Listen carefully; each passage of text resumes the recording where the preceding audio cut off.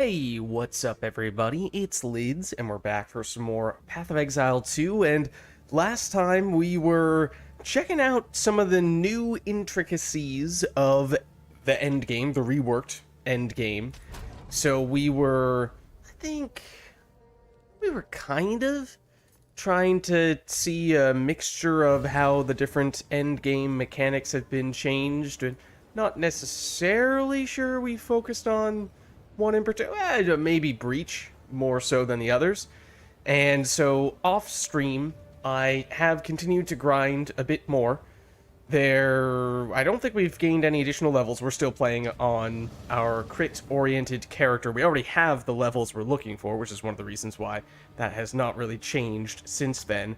The gear is definitely still a work in progress. However, there's one very important piece that I have picked up this week. It is perhaps you could argue, single most important piece of gear, because it's something I'm trying to build around. It's the new Eventide Petals Amulet, which is particularly interesting because, yeah, sure, it has the crit chance, which is useful for a crit build, but more importantly, it has this unique ability you can only get from this item, this level 20 Midnight Zenith. Now, it can come in any of a number of levels, and so if you get a lower level version of it, it's not too pricey to pick up. I think this is a drop that is coming from exclusively one of the new endgame bosses. I did not get it directly from that myself. I just purchased it off from a trade.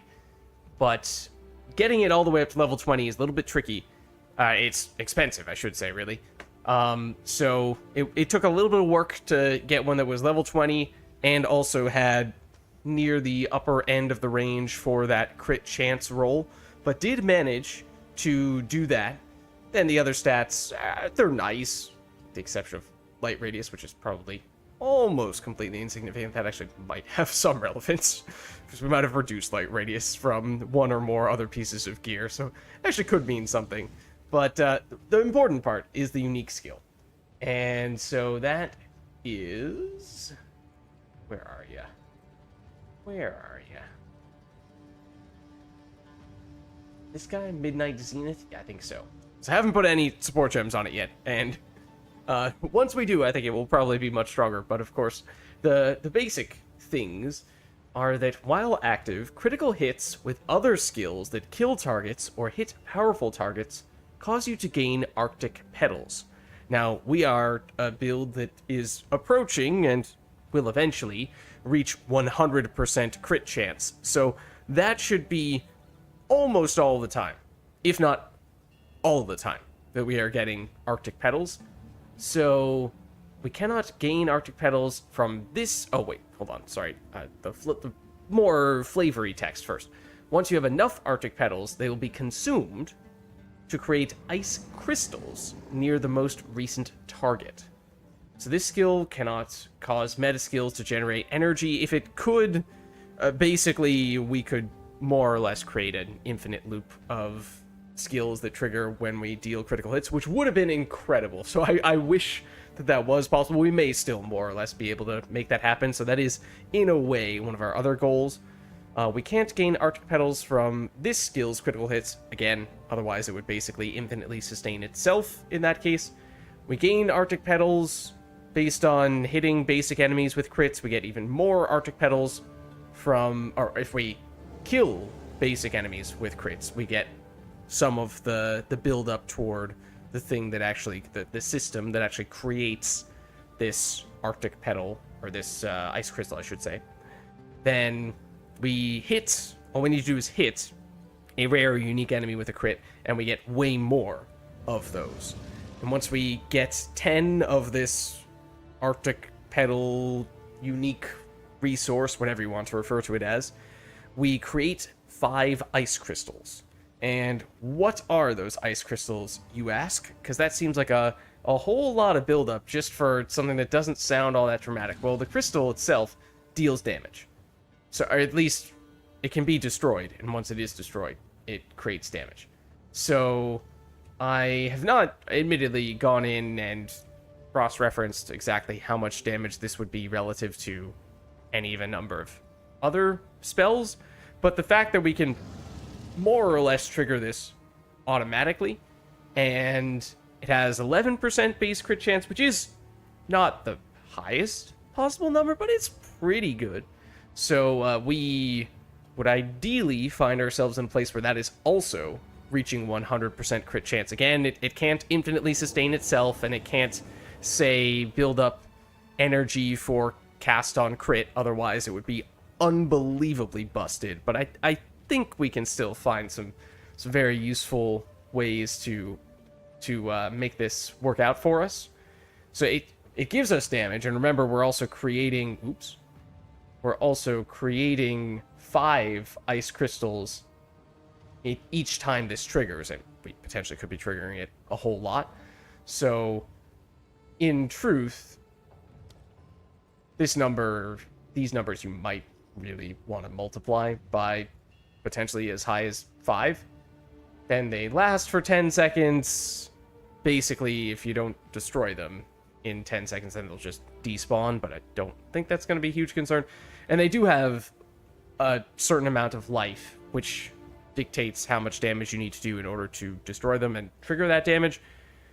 I don't really foresee that being an issue at all, because I don't think they have any resistances or other forms of damage resistance. So at this stage of the game, I think more or less any hit that we do is going to deal that much damage, especially because that is where one of the more niche stats on this item, the ice crystals have 2% reduced maximum life per 5% cold res you have. That's where that part comes in. I don't think that is reflected in the number that we see strong skill from this. At least I kind of doubt it. So I imagine that this is 3 life reduction.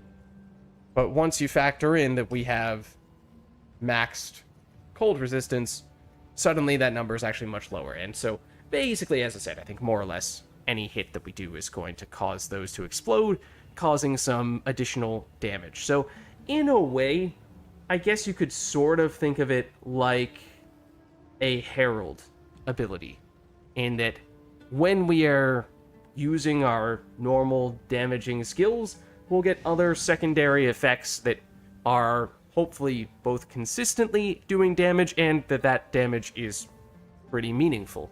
So that's the reason why I wanted to pick this up, and it's new, so I just wanted to experiment with it a little bit. And as for, we've done many quote-unquote omni-crit characters before that reach 100% crit chance and 1,000 plus crit multiplier, but we've varied the class and the ascendancy from one character to the next for those, but to an extent, each of those different classes and ascendancies had a particular type of category of skill that they specialized in. Like, first one we did was the Blood Mage, so we did spells for that. Then we did the Amazon, and we basically did any attack for that one. Then we did technically we didn't make a build guide for it, although I might kind of sort of retroactively do that, or at least revisit the character we did last league, the Druid, for shape-shifting crit specifically, which, technically speaking, the Amazon probably could have done as well, although that was before shape-shifting existed when we were playing the Amazon. So, as for what this character would specialize in, yes, obviously, it's a martial artist, which is not an ascendancy that we were doing before, so it's new from that standpoint. But if we're trying to specialize in a new category of skill, then it's a little bit hard, because we have kind of done just about everything in a way. If you've done all spells and you've done all attacks, then what remains? Well, there's technically maybe still some subcategories we could do. We could have a character that can do both simultaneously. That's kind of, in a way, what we're going for here with this character. But also something that we hadn't really done with any of our other crit characters were triggered skills. or meta skills, so to speak, which is where we were reading about the damage from this does not, or the kills from this does not, where does it say? Oh, it's under the buff. That's why I'm not seeing it. This skill cannot cause meta skills to generate energy, and we cannot gain Arctic Petals from this skill. I mean, mostly that first part. Unfortunately, if this weren't here, if that first line didn't exist, then suddenly it would be unbelievably good for generating, again, energy for the triggering cast on crit in particular. We may still try to find a way to do that, though, because that could be quite useful.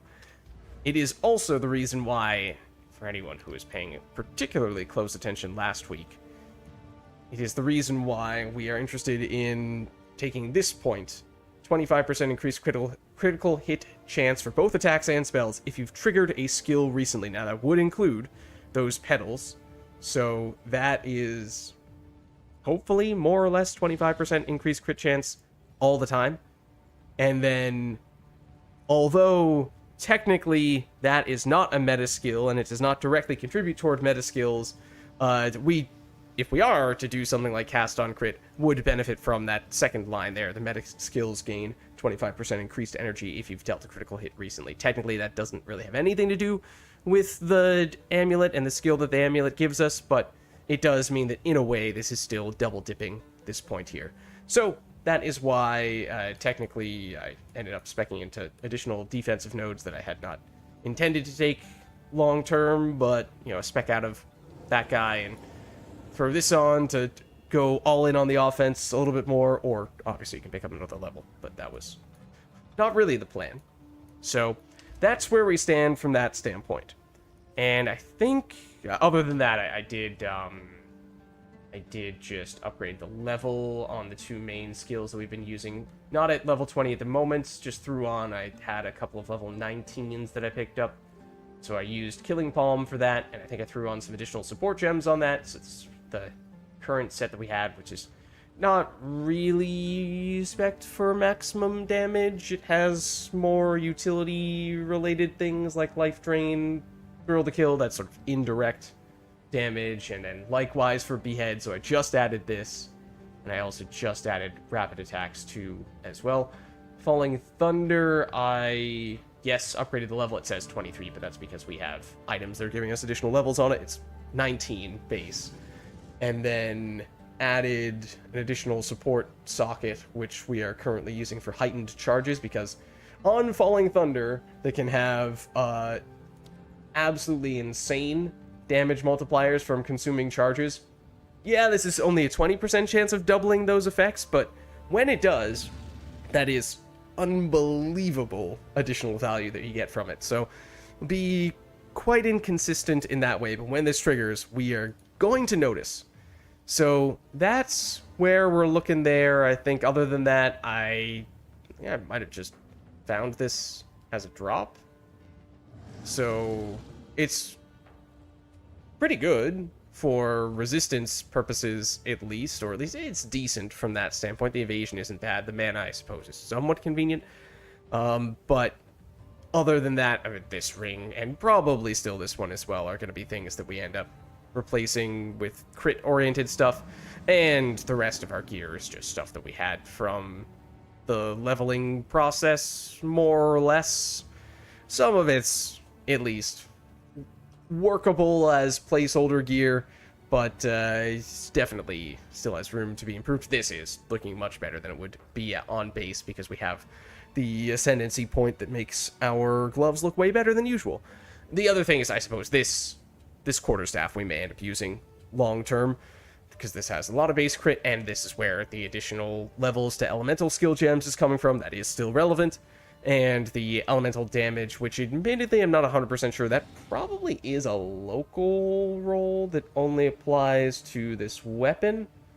So it affects our attacks, it doesn't affect our spell damage, although the trigger skills refund half energy spent.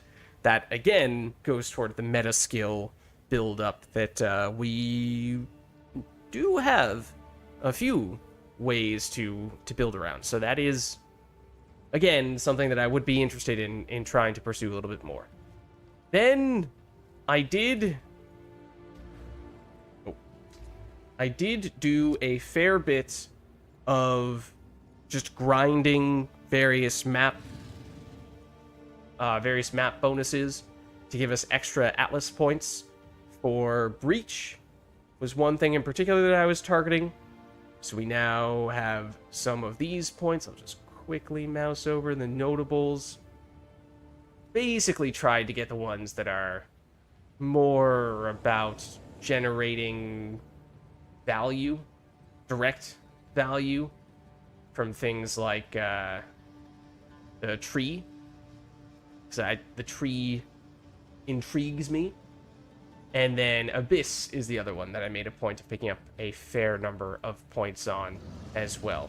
Now, for Abyss, some of the notables that I was interested in, we actually do need to complete one of the next thresholds in the endgame quest line in order to allocate these points. So that is something that I'd like to try to make a point of doing, and I think it's just the next map. I basically did everything up to that point, but didn't want to do that off stream in case there's anything special about it. And then kind of a similar situation for Breach, where if we look quickly at our map device, which is a bit of an oxymoron because it seems like this takes an eternity to load every time. But so I'll take a quick look over here at the Abyss. So basically, here's the Well of Souls, and you can go in one of three directions. You can go, there are generic Abyss-based maps here that give you Abyss passive points, so I farmed a fair number of those, as you can see. But then there's also a sort of unique path line, which more or less gives you a way in which you must progress in order to progress the specific Abyss quest. So, like, the only way you can get to this northern Abyssal Wounds is by going along this path. So that's what I started to do, and then this is the last one in that line. So by completing this unlocks, or at least gives us the option of allocating a few more points on the Abyss passive tree, in addition to giving us an Abyss point in and of itself. It does require that we use a map of at least tier 5, and then similarly, you can go down. However, it's the same idea. There's a linear path. There's only one way to get over to the concluding node. I'm not even sure if that's it or if we need to go further still, and we just don't yet have it in sight. But you need to finish the northern route first. And then once you do eventually make it down here, the level requirement or the tier requirement for the maps is slightly higher. And I don't know if if this is the final one, or if there's one more after this, and in which case that number might be even a little bit higher still. But once you do this, I believe that also gives you access to additional points on the Abyss tree that would not otherwise be allocatable. And then after that, then you can go east. Same story there. The tiers get higher until you get to the final one, which again may or may not be this. There might be one further still that we've yet to see. But I thought this was kind of cool because, yes, there are the sort of generic Abyss maps over here that give you points, but the way that they went about building the sequencing of it so that you do have to do things in a certain order if you want to hit the thresholds to truly progress in a meaningful way on the Abyss passive tree. I thought it was kind of a clever way in which to provide more structure for that system beyond, I mean, obviously having designated Abyss maps in general already gives you some structure, although not a ton, because you can kind of just do whatever type of map you want here. You could put a T1, you could put a T16, and either way it's giving you 1 point, and there are a number of types of maps you can choose from. But in this way, it just feels a little bit more like it's an official thing, and less like it's just a random little afterthought, which one could argue would be sort of the case with these generic Abyss maps over here, which I've done a fair number of, but obviously not yet all of them, in part because started to get to the point where the Abyss passive points that I was interested in allocating, I could not yet do until we finished at least this guy. So that is something that I'd like to make a point of doing today. And then somewhat similarly on the Abyss side, or rather on the Breach side, these maps around here were sort of generic Breach maps that gave you a Breach passive point upon completing them.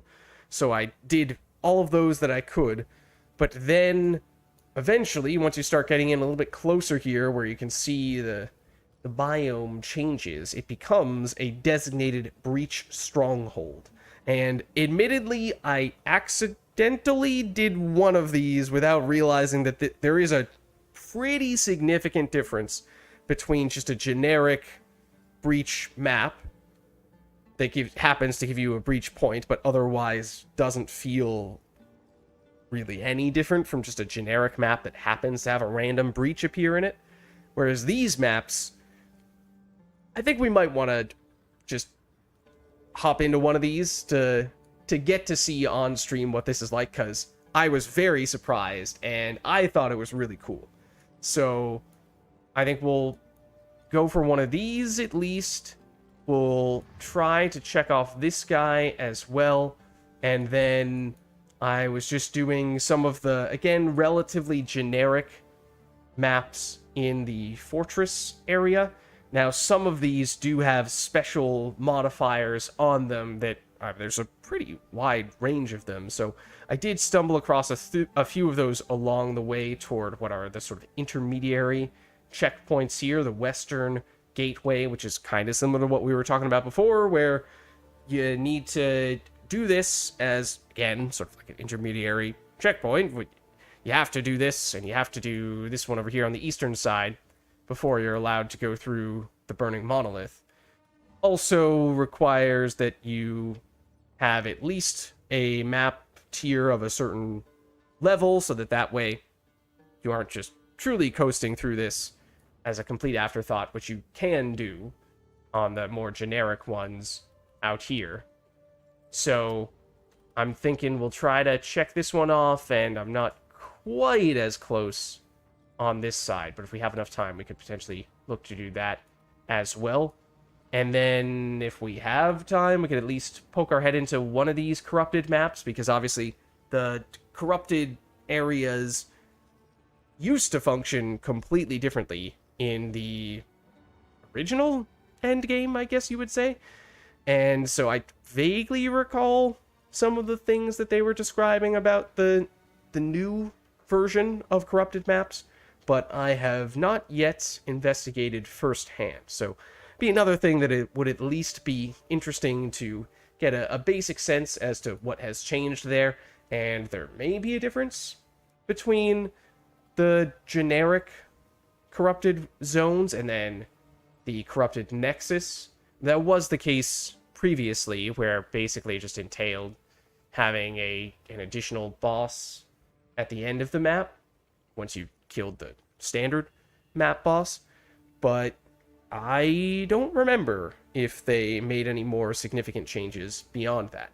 So there's that stuff. There are, of course, other mechanics that we have yet to explore at all. Ruins of King's March for expedition-related things. We're not that far away from getting there, so we could do some of that. We're not that far away from at least getting into the basic Delirium areas. We'd need to go a little ways further to get to the Withered Willow. That's admittedly, for me personally, probably not something I'm quite as interested in, so that's, I don't think, going to be as high of a priority right now. I think I remember hearing that this particular map might be of significance as well. How close are we to that guy? We're a little ways away. And then we did, a few weeks ago, start checking out the new beast hunting system. And I mean, that's also a few maps away. So it is a work night for me. So we aren't going to have a ton of time to investigate all these things. And, you know, there's Fall Ruins over there. There's, what's this? This is Ritual over here. and potentially even more still. So, can't exactly say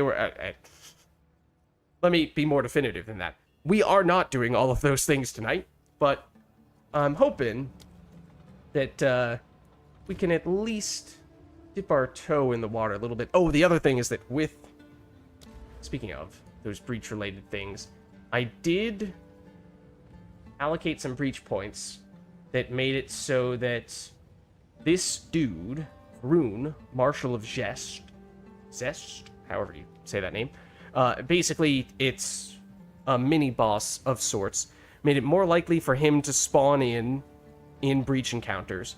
And then once you go a little bit further, as soon as I allocated this next breach, saw him appear. Took him out, except he did not give any particularly significant rewards, because in order to do that, you have to allocate 2 more points. So it took me a little while longer before I had allocated this and saw him appear again, but eventually he did. So if you have allocated this point, you take him out, you get a special quest item that we can take to the tree. And so I've just been stockpiling this in my inventory for a little while. I would like to cash it in. I don't know what happens when you do. So it might be amazing and give us a bazillion additional points on that tree, or it might do absolutely nothing.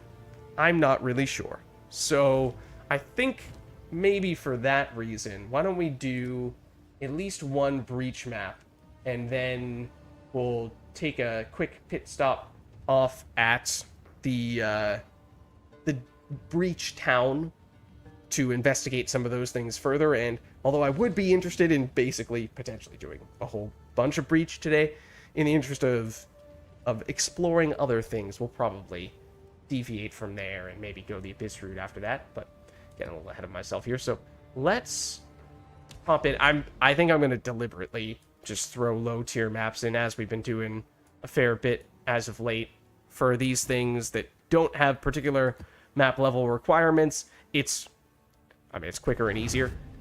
Obviously, the rewards are not amazing because we're not going to get as much experience. The item drops, the currency drops are likely inferior as well, but we don't really need experience at this point, as I was saying before, so that's not a huge concern. And also, we're mostly just doing this for the Atlas passive tree. Don't combine those words, Liz. You won't like the result. So that's the main thing we're doing here. So you may have noticed you're seeing a lot of frost effects on the ground here, and that is because that is the very effect that... Ooh, that's not bad. Oh, but it's blue. Never mind. It is bad. Those are the petals that we were referring to before that are coming from the unique skill from our amulet.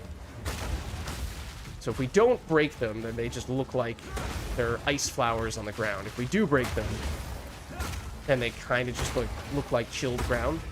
But the process of breaking them causes them to explode and deal damage. Also, enemies just get distracted and start attacking them sometimes instead of attacking us, apparently, which is potentially kind of helpful. So I don't know how much you can really rely on that, but you never know. There might be times when that actually could be the difference between living and dying. So I guess it's not a bad thing. And if the enemies attack them and destroy them, then I think it's just gonna make the enemies take damage in the process. So it's kind of a win-win. And I do think it looks pretty cool. Okay, so this is the thing that is unique about the Breach Stronghold. You may have seen out of the corner of your eye there. That looks like a Breach circle there, and yet we did not step on any Breach hands, so what gives? Why does this exist when we did not interact with it? Well, that is the nature of a Breach Stronghold. It does function differently. We are about to see how and why. We're going to break through here a bit. So, you may also be starting to see that, yeah, when those petals do break, you know, it does help a bit. convenient place for this, actually. Though I admittedly may have wanted to delay that. The timing is a little bit better.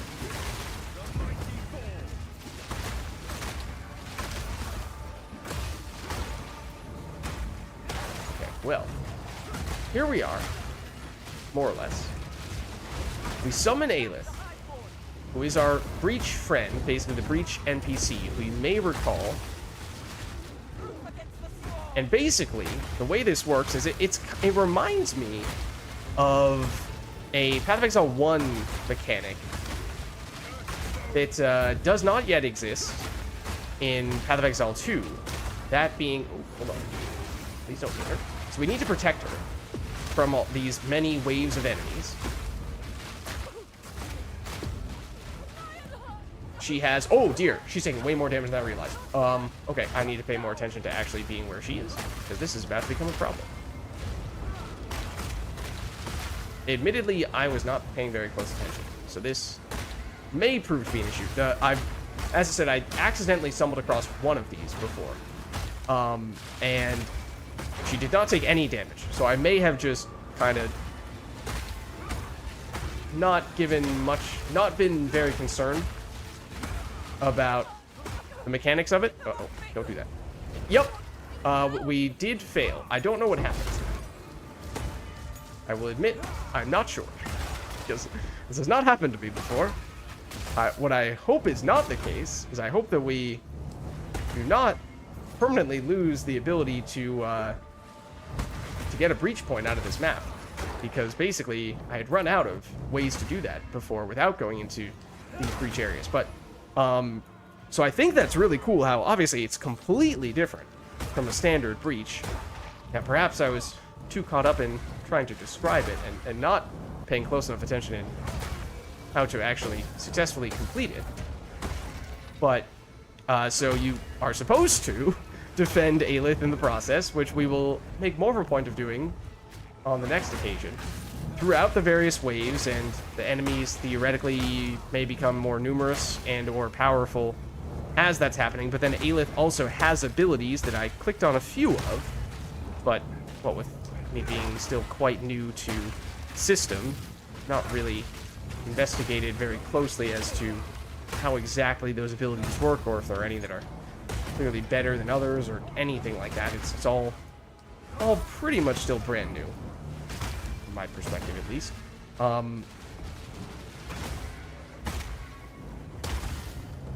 But it reminds me of a specific league from PoE 1. Now, of course, as I think I was saying last week, but it's been a fair while since I last played PoE 1, and by that I mean like several years. So there is a new PoE 1 mechanic that is more or less exactly what we just experienced there. Like there was the Keepers of the Flame League that I think I'd heard about, or expansion from I think the not so distant past in PoE 1, but I did not play that. I believe Aelith does come from that league and likely plays a very prominent role in it. Or that mechanic, really, I should say. So maybe it's just a carbon copy from that, and to everyone else, that mechanic is very familiar, and I'm sort of just an outlier in that regard. But if so, then that seems like a cool mechanic. If not, then I'm glad that they added something like that. Sure. But it does remind me a bit of Blight, which is a league from a while back in PoE 1. It reminds me of that because that is sort of when in PoE 1 they first experimented with creating a tower defense type of mechanic of sorts. Maybe they've done other things like that since then, but that is at least the thing that seems most similar that I can recall. Also, this particular type of encounter, let's see if it does it, does create a visual effect that's kind of similar to what we get from our amulet, where it seemingly makes these cold flowers on the ground. Should have pointed it out a little bit earlier, but it's kind of funny when we have both those things happening. Okay, well, so admittedly, I don't know exactly what happened since we failed this one. So I'm hoping that we can still get access to all the breach passive points we're looking for. I think the other thing you could do is if you fight the breach pinnacle boss, then you can get additional passive points there, but I imagine that there are basically just enough guaranteed breach, designated breach maps in the Atlas that you can max out everything that way. What's up, Warcrow? How's it going? How are you?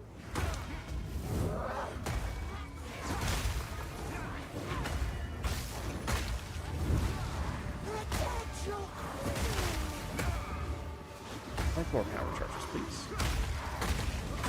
Thank you. You are not taking as much damage as I would like you to. You just completely ignored all that damage? Excuse me?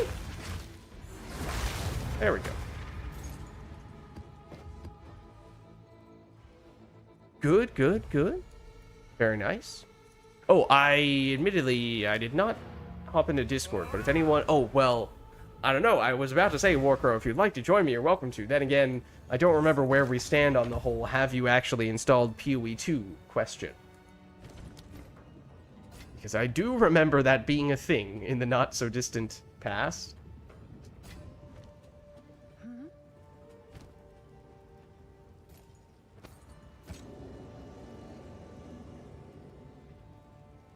Good rarity. Actually, what does rarity do with our gloves? Did I? Oh, for a second, the way that was grayed out, I thought that we accidentally vendored our gloves. I was concerned. Quantity of gold dropped.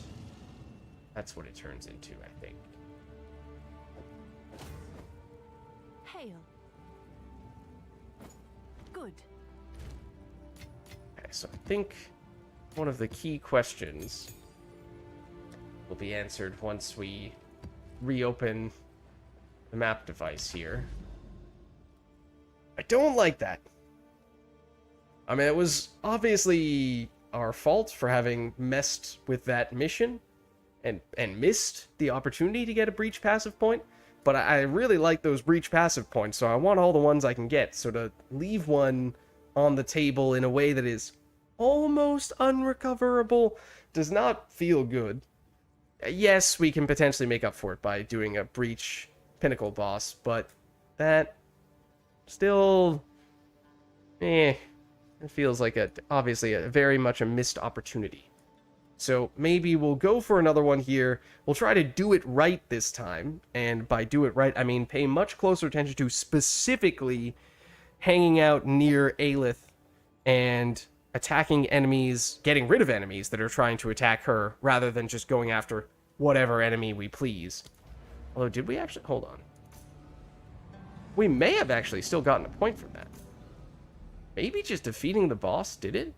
In which case, it may just be that we missed out on hive blood and or some of the womb gifts.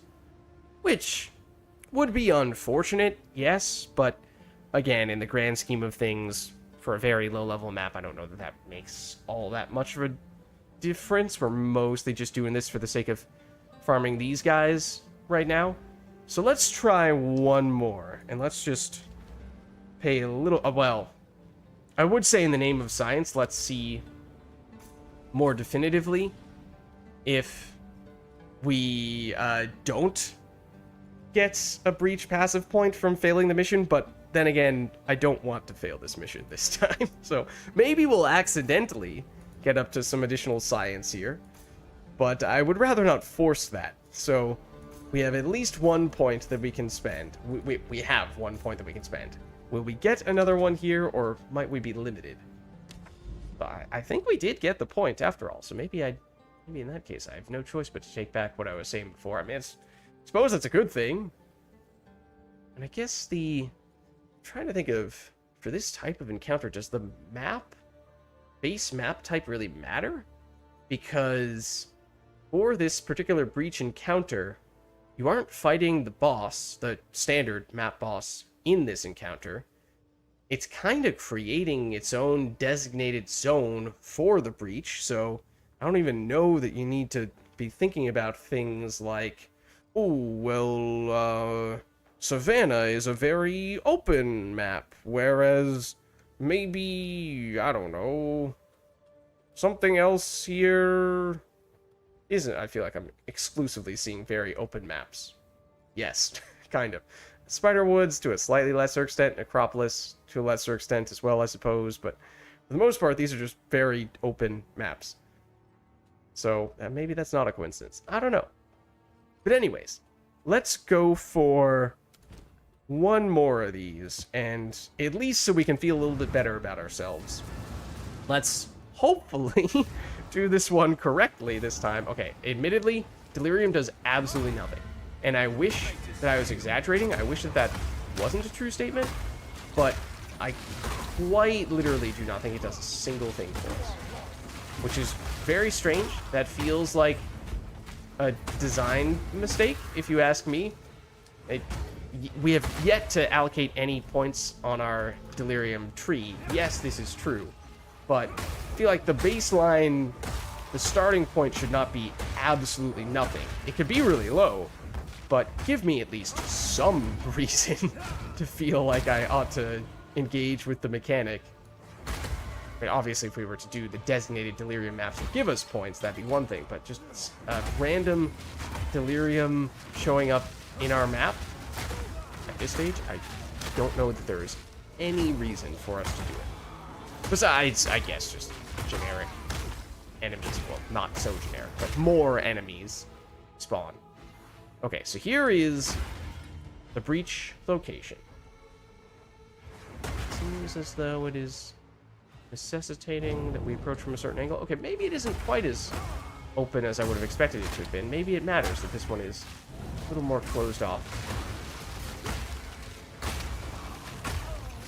So the other thing is that I think I more or less activated the encounter with Aelith as soon as she got in range. Whereas if we're technically trying to be optimal about it, it may be more efficient, or at least more likely for you to succeed, I should say. Probably takes longer, but more likely for you to succeed if you make a point of killing all the enemies that are in the area at the beginning. Yes, obviously, there are going to be a lot more that spawn in. I'm probably going to deliberately avoid that spirit as well, in large part because it's taking us in the opposite direction. But, like these guys, for example. Do I need to go off in this direction to take them out? Maybe not. But I'm gonna deliberately go after some of these guys. But at least at the beginning, the number that we're dealing with is not quite as high. In the grand scheme of things, I think the enemies that spawn in are going to be more meaningful, but might as well start ourselves off on a stronger foot. Maybe in this sort of altered state where we, as we just did there, automatically break down walls that we walk near. Maybe there's actually something to be said for not perusing the area so as to not break down any more walls than are absolutely necessary, because it may be the enemies can't go through those walls even if we can, so having additional barriers like that may actually be more impactful. I don't know. But now we'll summon Aelith. Aelith is over here on this side. I will pay much closer attention to the enemies that are attacking her. Utter wall of flames or something like that? I don't know. Hinder the hive point. That sounds useful. Can we do all of these things? I think one of the breach passive points that I got did make it so that Aelith gets more powers. So that may not be a coincidence that... Okay, don't do that, please. That did there. Okay, I would like to not killing Palm randomly in the opposite direction, please. Please leave her alone.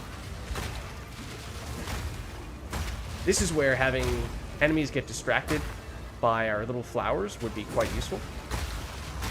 And I also don't know, I don't have enough experience with this mechanic to know, are the waves based on how many enemies you kill? Like, oh, you killed enough enemies to progress to the next wave? Or is it based solely on time? Like, oh, you just stalled them out long enough to allow Aelith to finish the process. So now she's on the last wave. I also just may not have been using enough of the Falling Thunders. So there we go.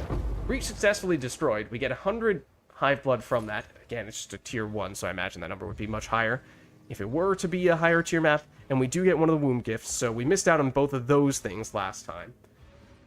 But it seems as though you get one of the Breach passive points, as long as, I imagine you have to initiate the encounter at a minimum, but I guess you technically don't have to succeed at it as long as you do something with it and then defeat the map boss, the standard map boss. It's a little strange, but I suppose it's more forgiving than I expected it to be, which is, in a way, kind of nice.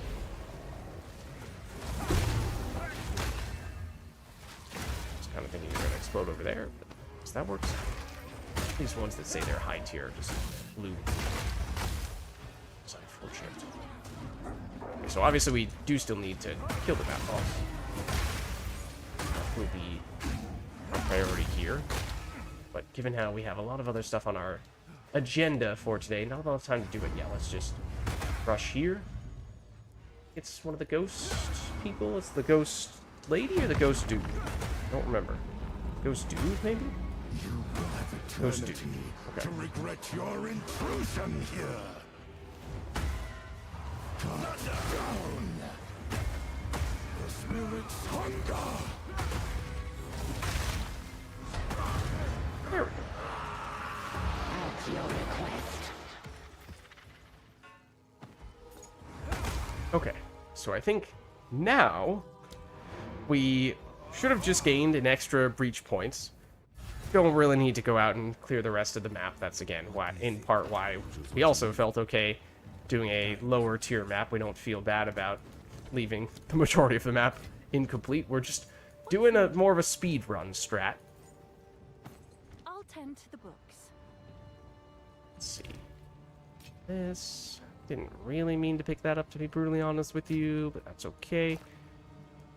So now I think we take a pit stop off at the Breach Town area, the temple, and we cash this in. Maybe we'll cash in some of the other womb gifts that we have, because I had accumulated a fair number of those, mostly from higher tier maps, although I think one of the other reasons why I wanted to make a point of doing some of those encounters was so that we could potentially build up more points on the tree,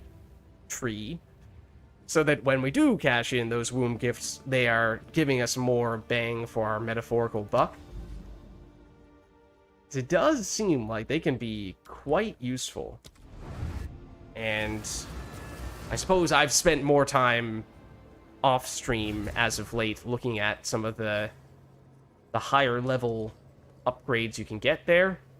So we haven't necessarily seen all of those on stream, but there are some quite good ones that caught my attention. The other thing that I experienced upon my first accidental Breach Stronghold biome map that I ended up doing off stream, that we may have seen to an extent there in that map just then when we completed the encounter, but Aelith apparently at the end of those encounters kind of just disappears / dies, and then upon speaking to her afterwards, she basically says, "Oh yeah, no, I'm an Aelith, but basically I have some kind of permanent deal with this dreamer entity, and so whenever an iteration of Aelith is killed or ceases to exist for whatever reason, a new version comes in and immediately replaces the old Aelith." So technically we are not talking to the same Aelith every time that we engage with them, but I am still not 100% clear how exactly that works, or if each Aelith maintains the same memories of all the previous versions, or if they are truly individuals that just happen to share the same name and responsibilities and roles. So, you defeated But cashing in the head, and that quest were item. so kind as to return with his head. I recall that the Genesis tree values certain ranks of the enemy. It is true, indeed.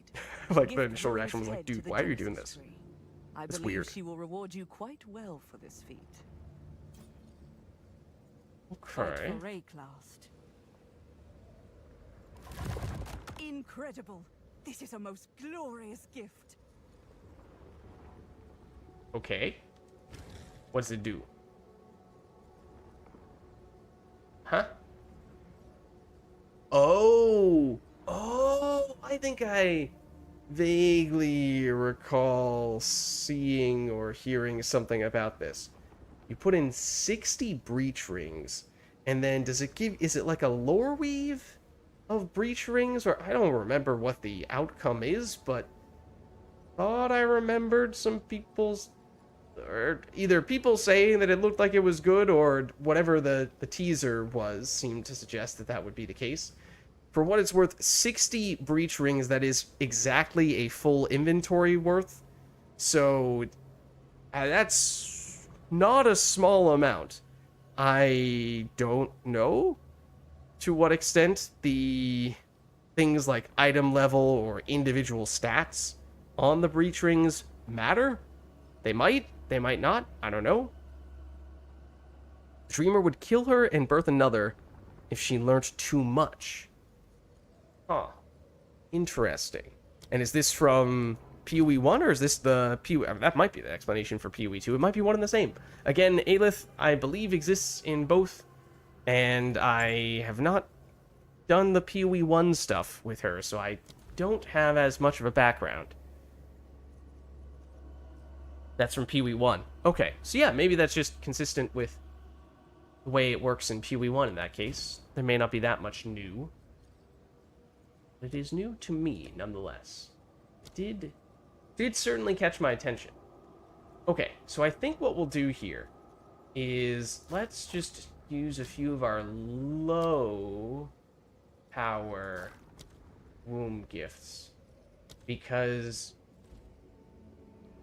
we look here.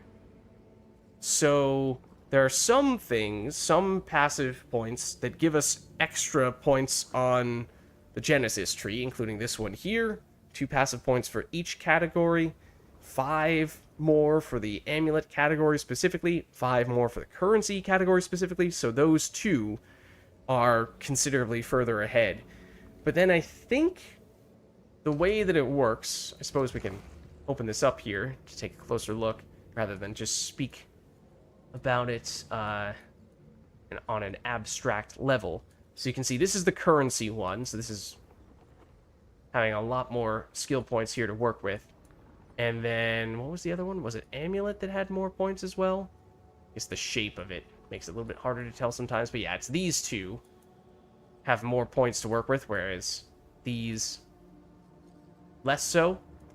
So that there are points you can get based on some of those passive points that you allocate in the breach tree, but then there are more factors beyond that, because, you know, take the currency category, for example, which is the one that I've done the most. We have the most points, yes, but clearly we do not have anywhere near enough points to allocate everything here. But we do, at this stage, have everything revealed. So we at least could theoretically have the choice of respecking and instead going this route, for example, to avoid getting annulment orbs, which doesn't seem of particular interest. Feels like we would probably, if anything, want to increase our chances of getting orbs of annulment. However, if we were to get even more points, go even further still, then you get the chance of getting divine orbs, which it's an increased chance relative to the base number, so it's probably one of those multiplying by 0 situations where, sure, seeing 100% increased chance to get divine orbs sounds amazing, but when you factor in just how small that initial number is, it may not make that much of a difference. I don't know. Obviously, I haven't gotten there yet. But theoretically, we could, I suppose, spec out of this section, which is Exalted Orbs, in order to reach the Divine Orb stuff. But I think big picture, what I have seen, at least on the currency side, is that there's basically a section for more or less each type of currency, and in some cases there are multiple iterations of that currency, like Exalted Orbs, you have 3 tiers, for example. So the highest tier Exalted Orb is obviously more valuable than the base Exalted Orb. But in general, it seems like the way that this is balanced is that you might think, okay, well, obviously, it's going to be optimal to just seek out the highest value currency, and just maximize the chances of getting that. Except again, you're dealing with what is a very low base number. And it is possible, in some cases here, to increase that further still, and there are things like surpassing chance to get an additional item. But I think you see a lot more stuff like this when you get some of the lower value currencies. The secondary effects are much better with some of the other ones. Like, for example, even going to Exalted Orbs, which are still somewhat valuable, certainly not as valuable as a Divine Orb, but when you get an Exalted Orb, you get an extra item of the same type. Now, that very likely may be an Exalted Orb, but it could mean that as long as you get one Exalted Orb, if you get another type of currency in addition to that, say you get an Exalted Orb and a Divine Orb, this means you could get double Divine Orbs, which would obviously be way more valuable. It's very unlikely that that extra random type of currency happens to be a Divine Orb, but if you get both an Exalted Orb and a Divine Orb simultaneously, then you have a chance of getting double Divine Orbs, which, if it happens to hit the jackpot like that, is quite good. However, then you get stuff like this. 15% chance to birth 10 additional items of the same type when birthing Exalted Orbs. So, again, that doesn't mean that it's necessarily the Exalted Orb that's getting multiplied by 10. It just means there must be at least one Exalted Orb, and then one of the types of currency that drops is getting multiplied by 10. So, 10 times Divine Orb, that would be unbelievable. But I thought I remembered seeing that some of the types of currency that are not as valuable have a much higher number that you can get there. And that might be the best example that I just gave you just then. Then you can go in totally different directions, like getting gold or getting specific types of catalysts. Maybe that is the best example right there. Oh, here's another example. Chance to birth an additional 3 to 7 items of the same type when there's at least one Vol or Chaos Orb. So the number is a little bit lower, or at least the multiplier is a little bit lower. The probability is actually a little bit higher relative to this. So it's kind of, the quantity can be higher if you go for a lower value currency and you just hope that it happens to actually trigger that extra quantity on one of the higher value types.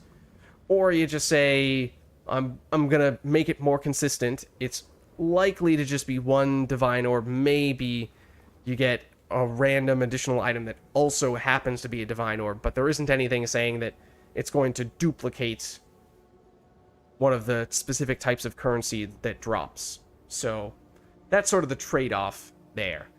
Then for the other ones that are actual pieces of gear, whether that be amulets or rings or belts, there are some very unique things like a belt that can roll minion mods or caster mods. Those wouldn't usually exist at all on that category type.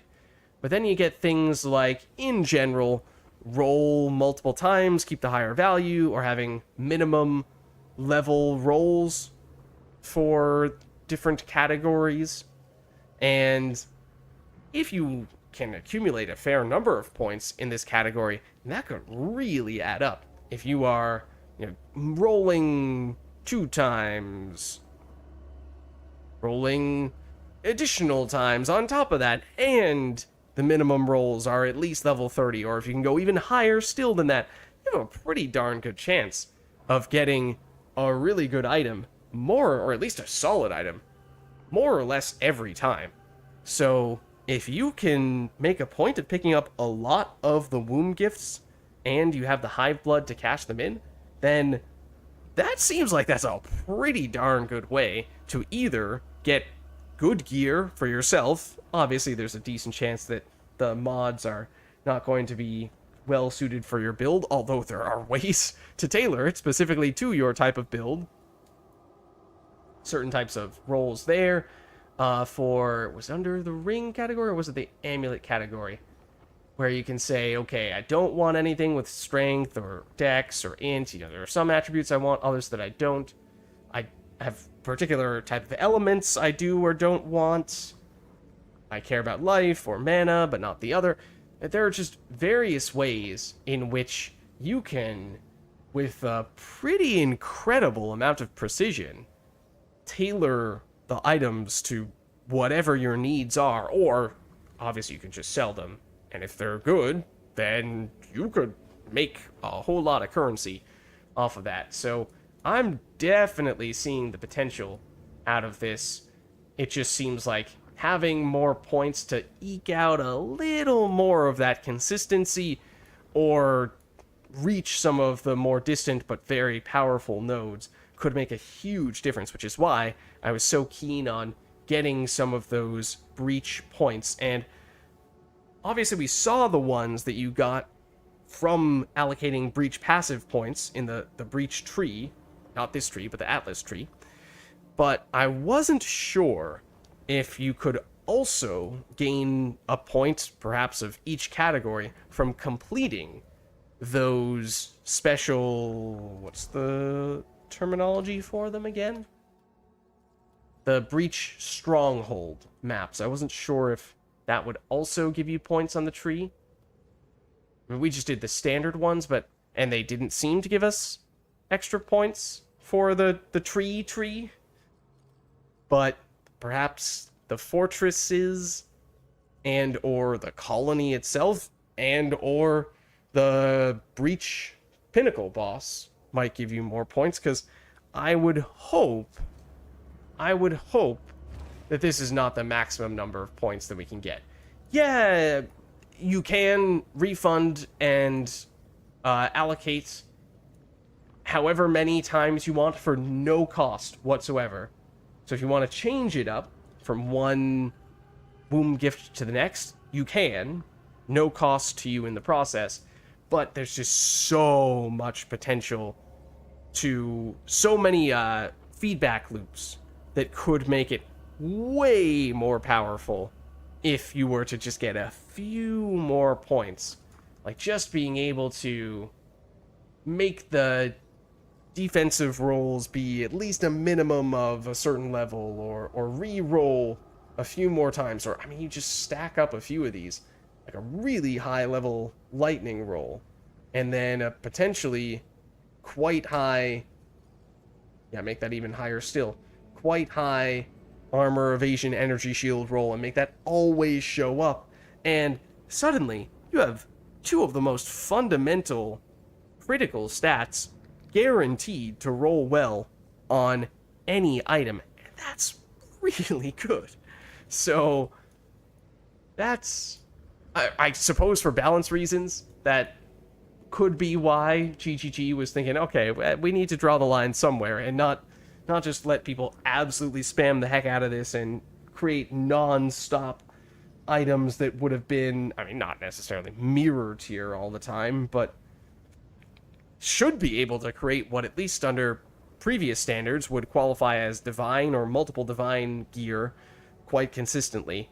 So maybe in the interest of not flooding the markets with all those types of gear, GGG might have deliberately limited the amount of points that people can get in these things. But it's one thing for the categories where we could get additional points from the Atlas breach tree, and if you were to specialize entirely, sure, maybe you could make it all the way down in some areas. But for these ones, where we don't get the extra points from the Atlas breach tree, I mean, you couldn't even make it all the way to the end if you wanted to. So surely there's going to be a way later on for us to add to our total here. But let's let's at least... Oh, no, not this one. Let's at least... Excuse me. Throw one or two of these guys in here. So, the currency one, as I said, we've already revealed everything there. PoE 1, it was busted. Mirror Tier gear was worth 1 chaos. So, did this type of mechanic here exist in PoE 1? Because, again, I really stopped playing PoE 1 before it existed in that case. So, this is totally new to me, much like the encounter in the previous map was as well. The tree hears you.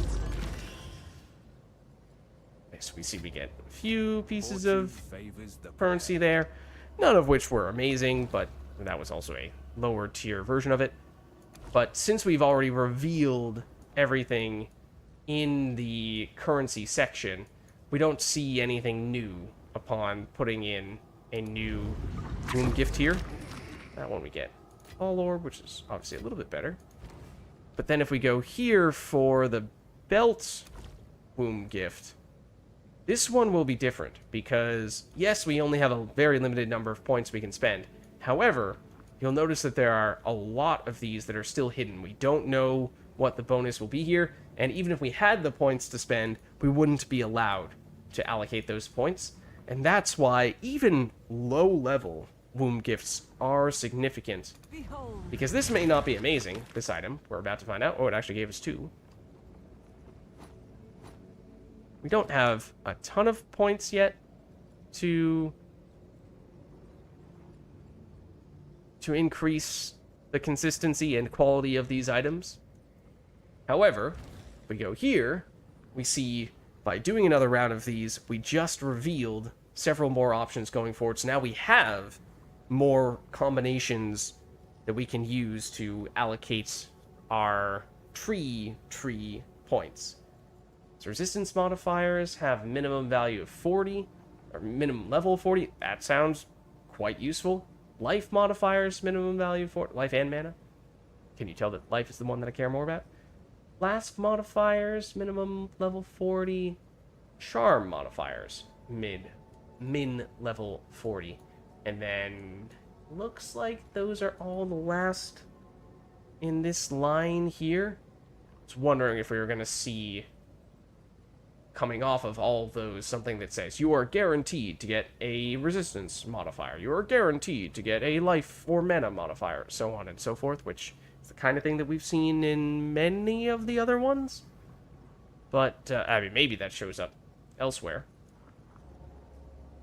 So yeah, we now, with our higher level womb gifts, we have more ability to optimize for those, which is why using the lower level womb gifts first is a useful tool. Right, Vormap? I feel like, I mean, Genesis tree, I guess, is the proper way to refer to it, but I do feel like referring to it as the tree, Good or the decision, tree. I don't know, are there tree combinations for the tree? Perhaps that's the real question. Alright, so them back. that's all the new Breach stuff, which again may actually be quite similar to how these mechanics were eventually expanded upon in PoE 1, but I was not playing PoE 1 when that happened. I've not played PoE 1 since those things happened, so it's all very new to me, and it's exciting stuff. I like the way that stuff works. So, of the various new endgame systems, I think this is the one that I'm the most interested in continuing to explore and build upon and optimize around. In part because it seems like it could be especially rewarding. Maybe that is because I just haven't given the other mechanics as much of an opportunity to show the kind of value that they can have, but at least my first impression, I think Breach is number one, and it might be by a pretty significant margin at that. Does seem like there are a lot of combinations, but it can't be that many, right? Surely not. I want 3 3s mustard pickles? Excuse me? You lost me. Alright, well that was a look at the new Breach stuff. And so I think I will continue trying to farm up additional breach points here. And I was hoping that we would get additional breach tree points. Maybe I have to actually allocate the passive tree breach points for that to be the case. Not entirely sure. At this point, I'm not as clear on what we might want to do next. Oh, here is the... Yeah, here's the stuff that makes Aelith stronger. Now, here's the weird thing. So, if... Just to metagame a little bit here. So, if this is the one area on the Atlas that has designated breach strongholds, which I don't know if it is. There very well may be additional breach strongholds later on. Surely there are random breach encounters. But if this is the only place with this alternative type of breach encounters in the strongholds, then what happens if you have breach passive points that are specifically designed for those particular stronghold maps, and they're only applicable for those maps? They give Aelith additional skills that summon breach monsters, and the skills that Aelith creates are more numerous. And in this case, you can do a little bit more of that. What happens if these are the last points you allocate in your breach passive tree, by which point you have no more encounters in which they're applicable? That just seems really silly to me. So I would like to believe that there will be other breach strongholds in random places in the future on the Atlas once we are exploring far off into the distance. But if not, then these points do seem kind of silly to me, especially given how even if you were to run straight for these ones, they're still on the end of this section, so you would have to go, I mean, not completely through the breach area to get them, but you would still have to use up some of those maps. An additional drop of the item that reveals hidden breach strongholds. It's got to think there are more. Okay. And then, if you look here, this, for all of the different mechanics that have a passive tree on the Atlas tree system, it gives you an explanation for how you get the points if you hover over the numbers. So it says, complete maps near the Monastery of Keepers to obtain points in this tree. So that includes the strongholds that we just did, but also the generic but preceded breach maps that were on the periphery of that area as well. So from those ones, you get points. You don't get points from just random generic breaches that happen to spawn in other maps. So that's why I was concerned about us potentially missing out on a point when we failed our first mission on that initial stronghold map. And also, this says specifically maps near the Monastery of Keepers. So that would suggest that even if there are subsequent stronghold areas that are not near the Monastery of Keepers, that those would not give you additional points because, well, they are not next to the Monastery of Keepers. So I think I counted up the number of maps that exist there, and it perfectly lines up such that if you complete all of them, you have exactly the number of points you need to max out everything here, which is, again, why it feels like it would be rather silly if these were the very last ones for you to get, and at which point you have potentially no way to use them. But the alternative is you can also get 6 points if you defeat the Breach Pinnacle boss, which is what I was referring to before. So if, for whatever reason, it was that failing one of those encounters permanently prevents you from reaching the maximum number of breach points, and then your only way of circumventing that problem would be to go out and take on the Breach Pinnacle boss. I mean, you could also alternatively just say, forget about those particular maps, and instead I'm going to exclusively hunt down the Breach Pinnacle boss and farm him, then yes, at that point you would also start to accumulate a fair number of points as well. So I've not done that at all yet, but that is theoretically an option as well. But why don't we shift gears a little bit here? Now look at the Abyss stuff, because here is these points here require closing the northern abyssal wounds. That is the one that we are right on the verge of being able to do. What if we don't have shock ground plus chaos, but maybe we'll do it anyway. Oh wait, does it actually, I think this one might require tier 5. It does. Okay. This one does need to be a little bit stronger. Just a way of making this map a little more significant. Now, we don't have enough, and by we don't have enough, I mean we have 0 tier 5 maps right now, so, one moment while I check if there happen to be any maps with a powerful boss in them that we could use to potentially up our map tier 1 level. So maybe we'll start working toward this one, at least for a single map. Do this with a tier 4 in order to hopefully drop at least one tier 5, and then we'll circle back here. I think that'll be the plan. Take one of these guys. That is a bit of a... That's cold in this case, which I guess is marginally better than chaos, because we do have decent cold resistance. Chaos res is a little less than that. Slick. Blanking out on this map. Is this the engineer? The fire engineer lady? I think it is. If I'm remembering this map correctly. Yes, it is. Okay. It is the map that I thought it was.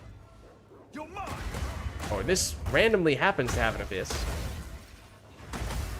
This is not the abyss map. We're using this to farm a map for the abyss map.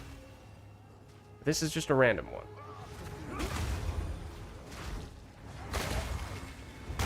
Obviously, this map is theoretically a bit more difficult. Our gear is still not amazing. So although we are a fairly high level, a very high level for this tier of map, it is a little misrepresentative.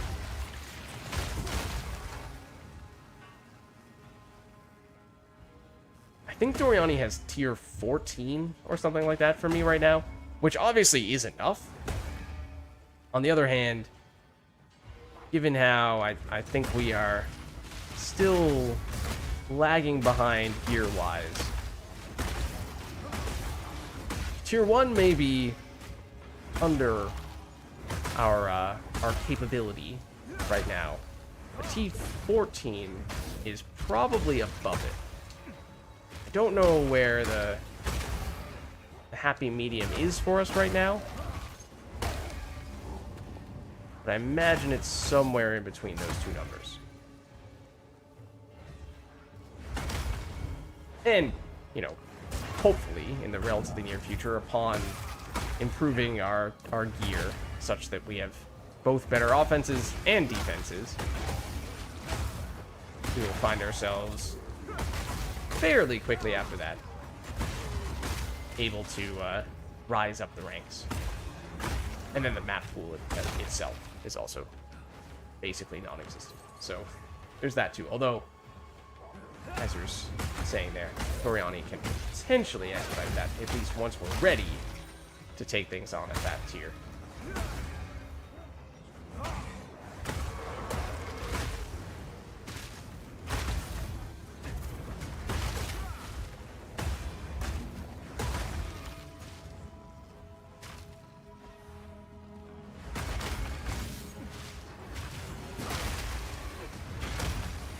I don't know that that hit any of the enemies that I really wanted it to. Maybe it did. Excuse me, sir. Just go down now. Thank you. Oh, right.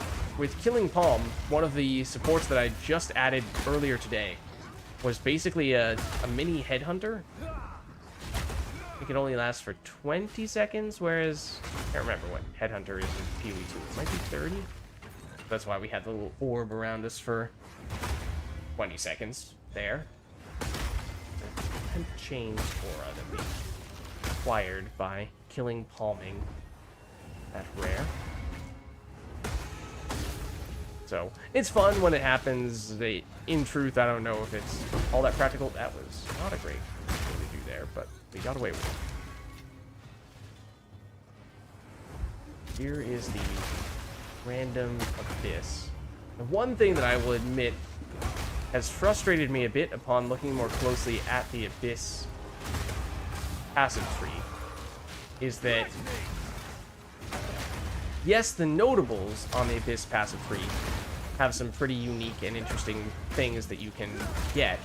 However, most, if not all, of the... Ooh, this guy's gonna be nasty. Most, if not all, of the minor points, never mind, just give increased probability of getting in abyssal depths, which, yes, obviously there is something to be said for doing abyssal depths. On the other hand, it is not always the primary goal to maximize the number of abyssal depths that one does. So, for that reason, I do wish that some of those minor passive points for Abyss gave other types of stats. It's also just repetitive and less exciting for that reason. I guess if you're really into stacking that specific thing, maybe that would still be of interest, but...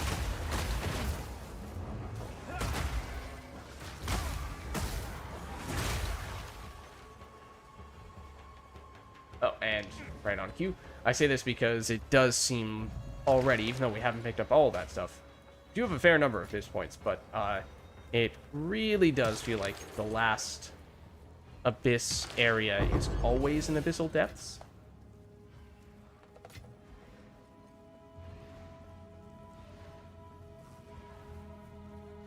Oh, I was like, what are these things floating around us right now? Those aren't power charges. That's not what the power charges look like. No, those are the petals. I did not realize those had a visual to them. That's from the amulet. So if you combine that with the power charges, as we do now, we kind of look like... Oh, what's the name of that character? It's Shang-Chi? Legend of the however many rings it is? 10 rings? How many do we have? We have 5 power charges. It might be 10. Oh, I think it's more than that. Yeah, I think the petals themselves cap out as 10, and the power charges cap out at 5 right now, so that's 15 total, but it could be a thing. Still don't see it all the time, even with it maxed out. I mean, that's fair. It's not all the time. I am exaggerating a bit, but maybe I just, as of late, not necessarily been looking for abyssal depths all that much, so haven't necessarily been enthused upon seeing that as the result of the last one. Where are the other enemies? I really don't like walking right past this. I really don't like killing palming right past it either. There we go. When I don't have control over what direction we're going to move in.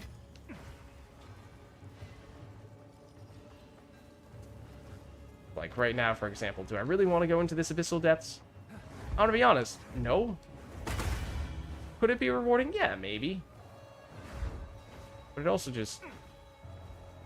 it feels like a bit of a slog to me sometimes.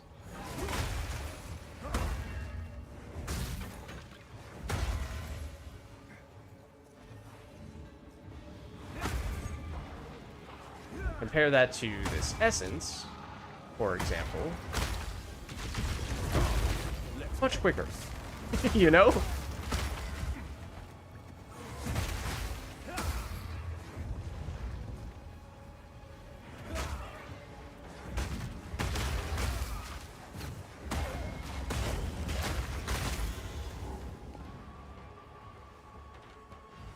Oh, okay, I saw the breach icon on the corner of the mini-map, and I was thinking, did we miss one? No, it's exactly the thing that I was just describing.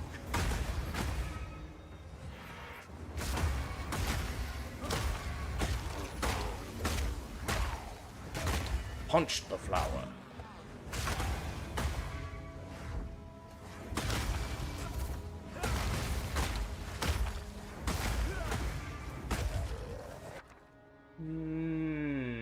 That looks kind of meh to me. I'm just gonna pass like it. Again, some of these decisions I'm making because it is a work night, and I'm very mindful of how much time we do and do not have. That is also why I'm being especially nitpicky about what we are and are not engaging with. Let's not walk into that. Seems like that's probably a bad idea. What I would like to see is not us getting stunned like that. That's probably a very bad idea. What I would like to see is us actually finding the boss arena.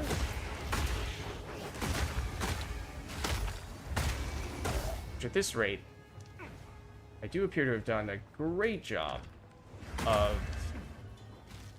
finding everything else other than that.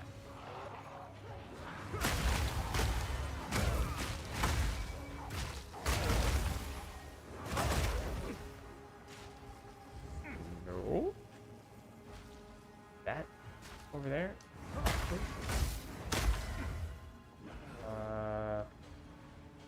Trying to see if we can use a checkpoint to get closer. Were there really enemies right by the start there? I think this was the start. Yeah.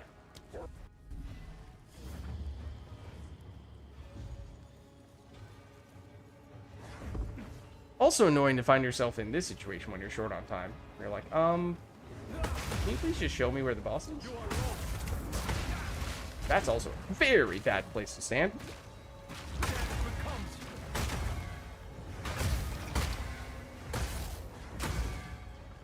That's not it either.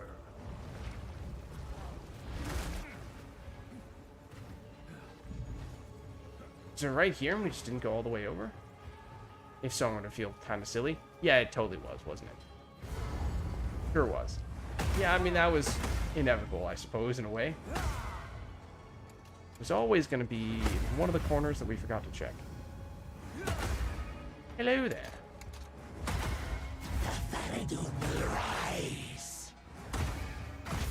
Ow, I want to scrape that.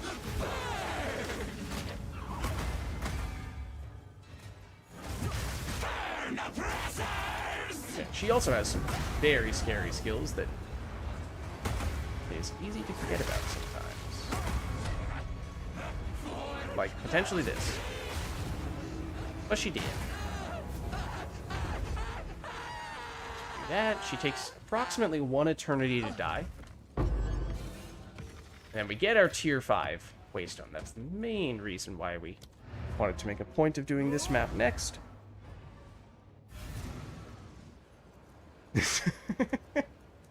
Right? Right, Vormap? Pretty much. Indeed.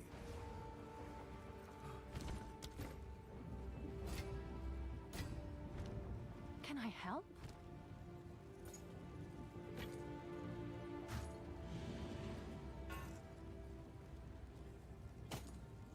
Bye then. Okay, well, in doing that... Oh. Wasn't horrible. If those numbers were higher, that would have been good. Good.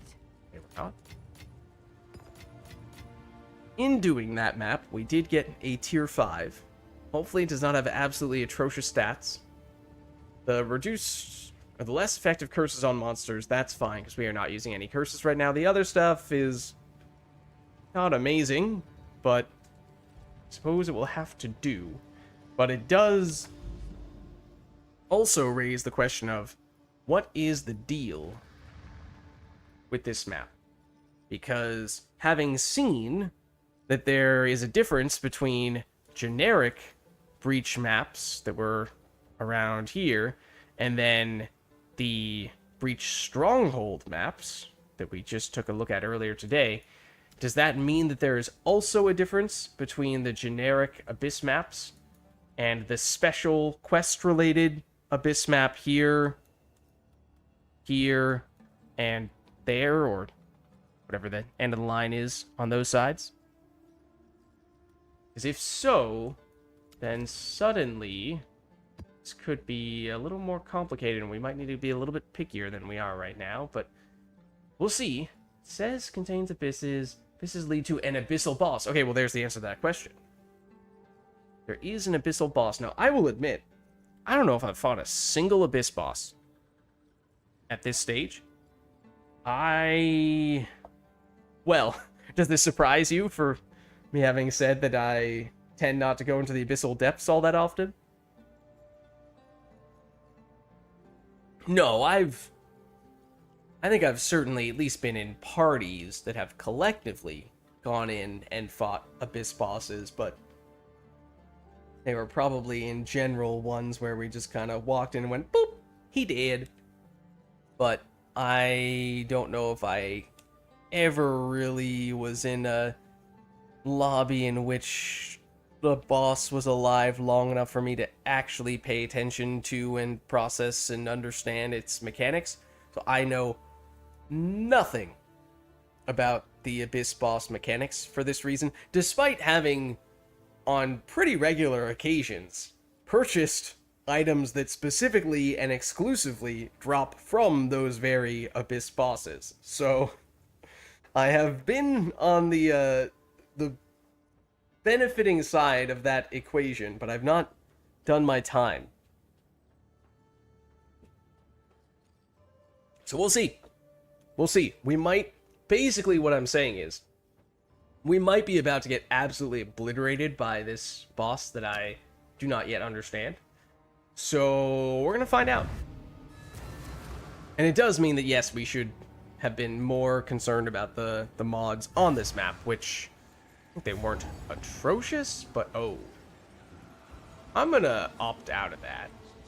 For this, both for the reasons that I was just describing, that we want to be mindful about trying to complete this map, but also because, as we were saying before, there's quite literally nothing to be gained from doing that other than maybe just having a few more enemies to give us what would still be next to no experience, so it really, at the end of the day, does not make much difference at all.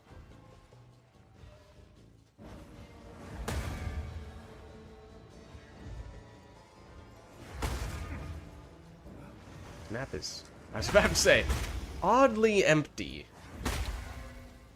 Although the flowers that we create actually does prevent us from moving through them ourselves.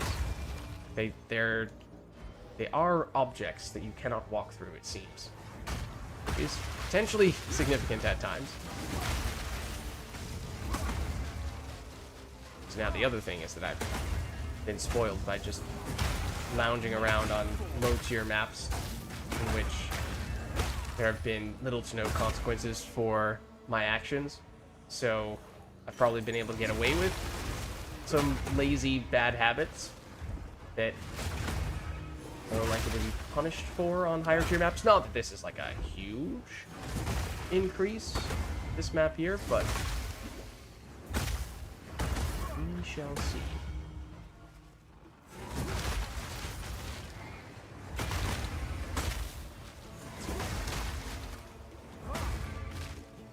See, like this, I can't walk through it. I can walk around it, but I can't walk through it. In some cases, that might be significant. But also, you can just, if you attack it, you'll break it almost instantly. So, it's really not a huge factor, as long as you don't just try to walk and exclusively walk and just find yourself getting completely stuck. Ooh, that's not something I want to walk into. Speaking of walking into trouble.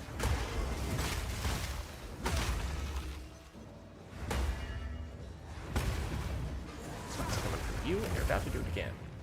Or not. Oh no, they did.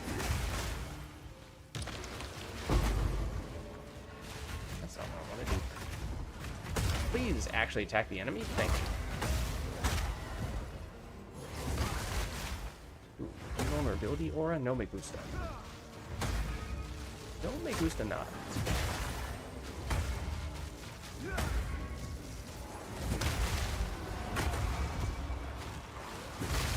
that another one as well? It is. In fact, that might not be a coincidence. It's a chance that it just guarantees the same enemy respawns. He threw off an Exalt, but...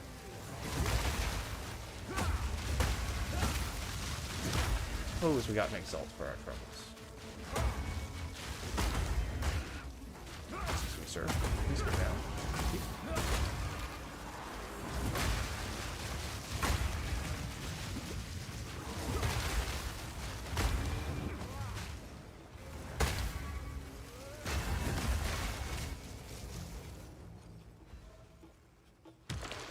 Yet. Oh, we'll take that though. The dreamer provides. It was a coffer, so it was the currency variety. And I think I did, with the Abyss points that we have spent, I did try to set it up to maximize direct currency drops. That is currently the thing that our Abysses are optimized for. So I think until then, we had seen a lot of things like, or not alchemy even, augments and transmutes, obviously are not of the greatest interest, but the divines drop. That's a little more meaningful. Okay, so now that is where the boss arena will be. Take a quick look here. And again, I think we're just gonna skip largely for time reasons. I think what I would love to see would be a checkpoint right here somewhere, so we can teleport back to this spot. So I would kind of like to fight the base map boss first, because I imagine we have to do both of those things. I'd like to have that done, and then circle back to finish with the Abyss boss. Fortunately, I am not seeing a checkpoint, at least not right on top of this spot. It does make the prospect of running back here a little less. Oh, you're in. Okay, let's get rid of you then.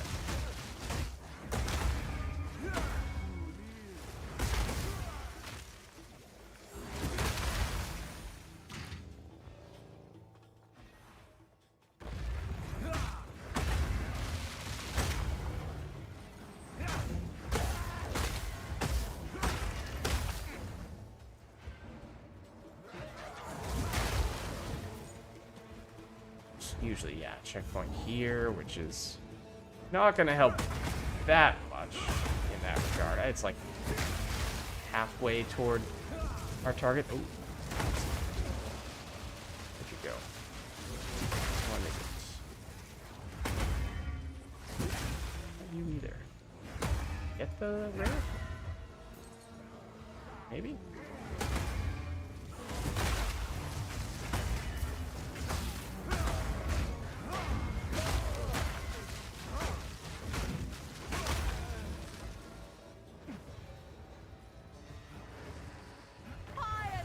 Oh, hello there.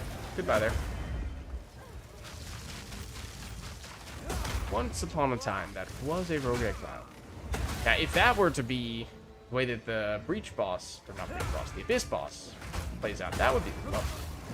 But I imagine that likely will not be the case. But here's Delwyn again. Do we have time to chase the spirit the entire length of the map? No, not really. Rather not.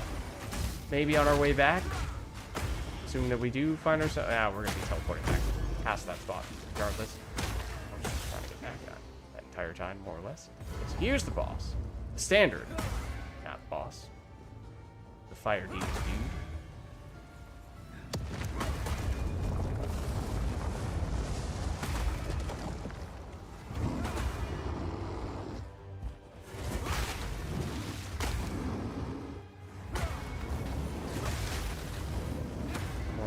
Sharpies, both of them.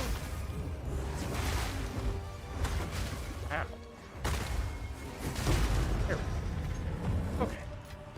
Basic boss down, which I assume was also a requirement. Now, this is where I wish we had a checkpoint right there. I think this one is the closest. It does make it a little bit faster, but this is still little annoying. It's okay. So, I believe we still have a standard abyssal depths, right? And then it's just at the very end of that is where you enter the boss room. It's not like you go straight into the boss room as soon as you step down here, right? We also don't carry our power charges over, so we don't need to farm it up. Oh, we get lurking creature. Okay, so maybe we'll get a little bit of a lore explanation here. Master, I'm warning. The servant of Kalgur knows you are nearing. His kind are enthralled by Kalgur's pestilence, those whose blood is blackened. When it is done, meet this one at the well. Okay. Ben Grog.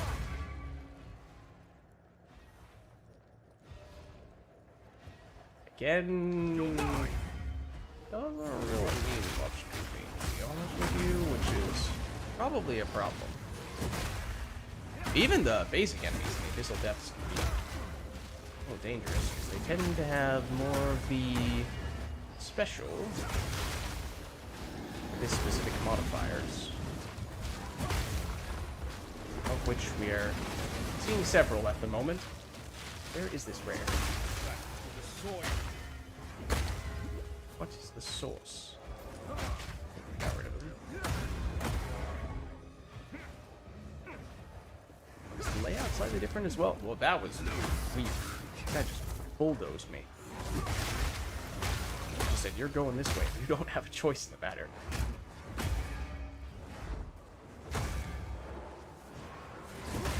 That was not very well placed.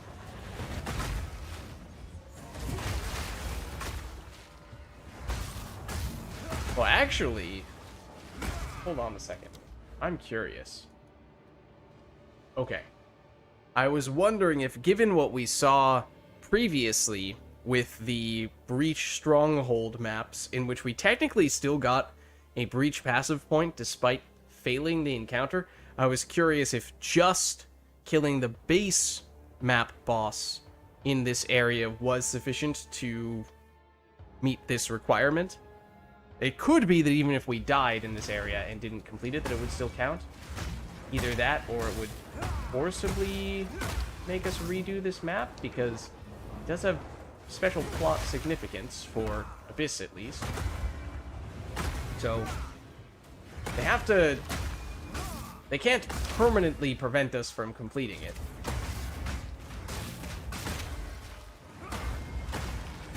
It's just a matter of what would they do if we did mess up in some way.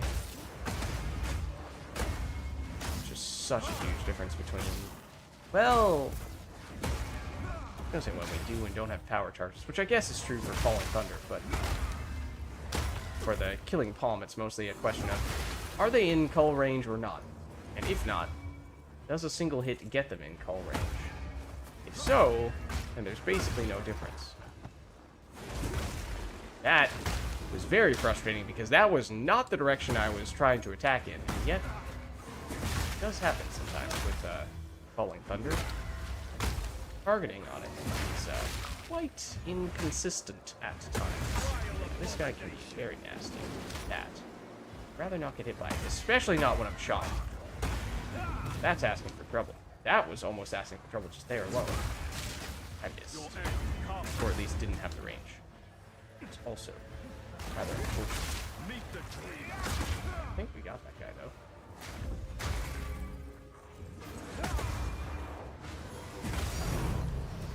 Oh! That's super valuable, isn't it? I don't know what it's worth right now, but I believe that's quite a big deal, if I'm not mistaken. I don't know exactly how to react, because I don't know exactly what the answer to that question is. But if I'm remembering correctly, at least in previous leagues, that was quite good.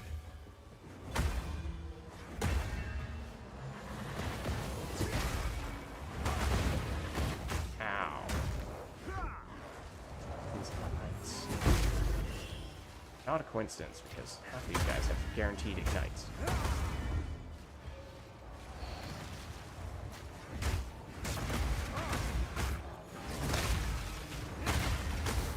That's rare.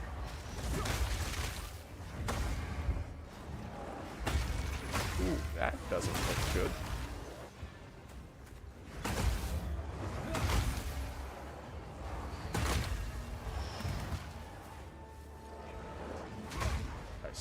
Assume we're still more or less aiming for the top left corner, which is typically the case for standard abyssal depths.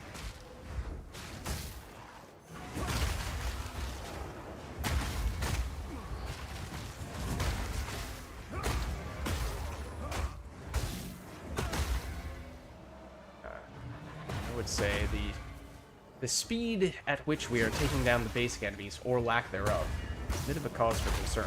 Granted, I am mostly just spamming Killing Palm.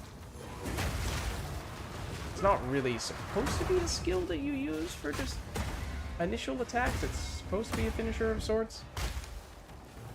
But nonetheless.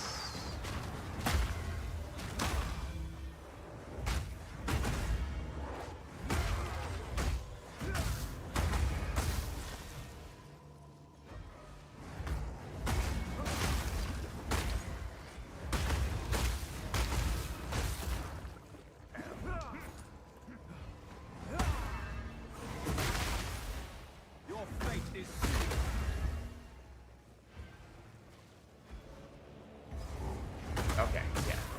This is the that hurts. And that's not a good sign.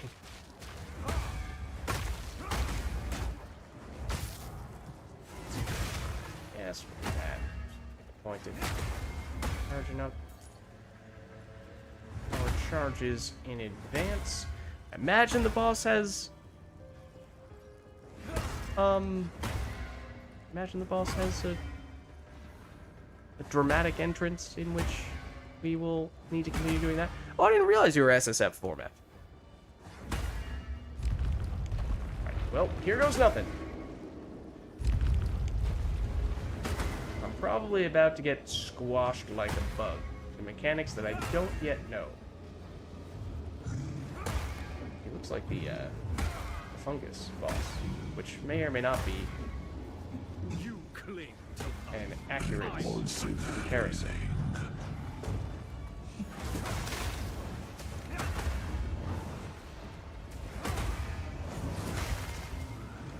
I don't like how little damage that's doing. Oh, I see that. Ow. And now that. It's like ooh, that's cool. Okay, and also I whiffed. He can also slow like crazy. I don't know if it's technically a hinder or something like that.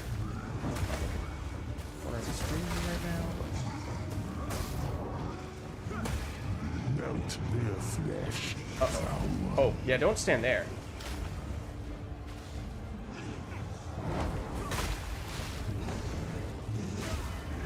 I don't know where I'm not supposed to stand. I don't know what I'm supposed to do for that, besides just run away. Hopefully that's sufficient. I assume it's horrible if we get hit by the big boulder. I don't know what happens, but I assume it's horrible.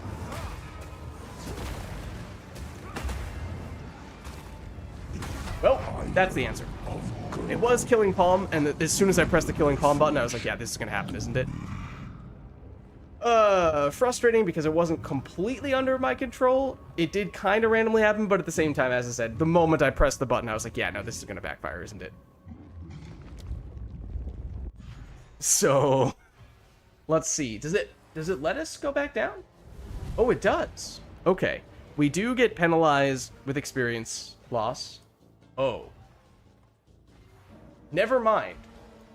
Well, that was interesting. Okay, well, we started hopping down, the screen went a little bit darker, and then I was like, no, actually, this area is supposed to close off when you die, and so we're not going to let you down there. This one took you quite a few attempts.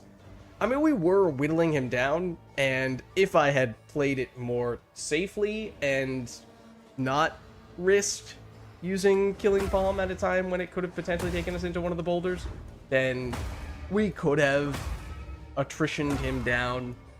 And, you know, especially if we just got a little bit lucky with a crit, with all of our power charges up, with heightened charges proccing while he was shocked, which, yeah, that's a lot of variables, although some of those are very high probability of happening, like us getting the crit, but this is just 20% chance for this one. If we'd done that, then we probably could have taken out a bigger chunk of his HP, but running away was a good plan. Standing there to take his hits doesn't go well in any of the permutations you tried. Well, now I think we will in fact science this up a bit. Okay, so it still says that we need to close that. So what happens now that the map boss is dead? So I don't think we can redo the map. We've attempted to do the Abyss encounter, but we were not able to do so. So have we just done what we feared that we had done for Breach, where we permanently prevented ourselves from... Actually, no, this would permanently prevent us from doing anything else of the guaranteed Abyss variety, because this is a prerequisite not just for these points, it's also a prerequisite for going for any of the other wounds. To react, yeah, you just redo the map from the beginning again. Because like, if it prevented us from ever attempting this map again, we would be permanently cut off from progressing Abyss. We could continue to do the generic Abyss maps, the ones out here, and getting points from that, I suppose, but we'd be forever prevented from doing this, this, or this, which also are prerequisites for some of the other Abyss nodes on the passive tree. Dying against the boss or anywhere in the Abyss will require another attempt. That makes sense.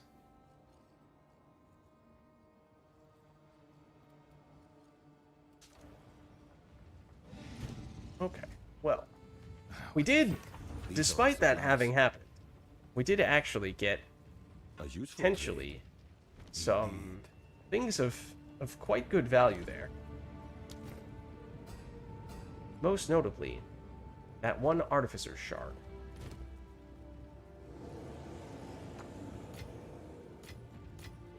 God, we got mostly that, but potentially even more so this. Let's just take a quick peek at what that looks like. We have this. Worth a lot. That is more than a divine. That is 8 divines. 8+ divines. So, yes, if we thought the divine was a big deal, this is much more so the case. So that is quite significant. Maybe we just repeatedly fail that encounter so that we can repeatedly farm all the Abyss enemies and get more of those to drop. Yes? That seems like the plan. Leads, technically you can do that without having to do that specific map. You could do that on any Abyss map. So there's no reason why you would have to deliberately look. It was a joke. So actually, well, low tiers on the added damage. Making an argument for leaving SSF now. Oh, and remember, we threw a map on there when we did not necessarily know to what extent the mods would be relevant. And we did forget exactly what the modifiers were. Well, actually, I think we can still... All the best. We can still go back in. Not that this is, like, terribly important, but... We had chance to poison on hit, extra damage is small, extra damage is fire, relatively small chance to poison on hit, Less effective curses, that didn't matter. And monsters have increased elemental ailment application. That also explains why we were constantly getting ignited and shocked in the abyssal depths. But it's mostly just that extra fire damage that would be applicable to that boss. And there may have been times when he poisoned us because of this. But mostly we teleported into a big rolling boulder. Does that big boulder just do a large chunk of damage, or is it truly just a guaranteed one shot no matter how much life damage mitigation you have or whatever other defensive mechanism you might be using? Is it like the moment you poke it, you're dead no matter what? So in some ways that's truly the single biggest threat. And that I also don't remember how much we may or may not have had full life and energy shield when it happened, which may or may not have been a factor. I don't think we had recently taken a big hit. You know, always found plenty of ways to die in there, but generally avoided the boulders. You know, that's a decent approach to avoid the boulders, it would seem. Now, having seen the mods that we were just experiencing, we saw that there were potentially a few things that were having the enemies hit harder. Now, in this case, the enemies have 14% more life. That's not ideal. And us having less recovery rate of life and energy shield. Of course, if and when we do get hit, that becomes harder for us to bounce back from that. So I think this actually is probably worse, at least for that boss. These mods are worse than what we had last time. I mean, we could take this as an opportunity to say, okay, well, let's actually do something about our gear now. Which we could do, except I think that would suddenly take up more or less the rest of the night, because I already am starting to run out of time here. So we could instead say, all right, we'll circle back to this on a future occasion, and we'll settle for us having done some things here. Because the other thing is that we are immediately able to access this western gateway. We're close, but not quite that close to the eastern gateway. So, I mean, this also requires tier 5, which would mean, once again, we're running with our single tier 5 map. Obviously, we could do any of a number of random, insignificant maps in order to get other tier 5s to hopefully drop, and then suddenly we have some additional choices. We're also potentially interested in corrupted stuff. I think we try this one out. I think it's going to end up being a similar story. If it would let us access this, which I don't understand why it isn't right now. We should have access to it. Oh? Is it because we have a different one open right now? What is happening? Oh, it's because we're not standing at the map device. That's why. Now we can do this. So let's see what this one says. Silent and imposing, it dominates the landscape, this western gateway. Reach the gateways.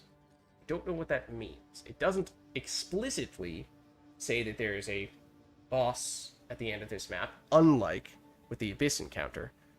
Maybe we just pop this in and see what happens.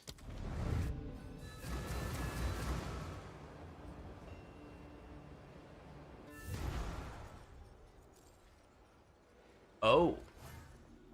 I must stay the course. Did we... This looks vaguely familiar. We have had one map kind of like this before, haven't we? And we did that. Yeah, that's the only place we can go, and then it's going to be a maze-like structure. Once we get up. I don't remember what... There were a series of levers. I don't remember to what extent there were specific things that we needed to accomplish beyond just navigating through that maze. Ancient pools. Ancient power pools below. Perhaps this lever will grant us passage. What is that?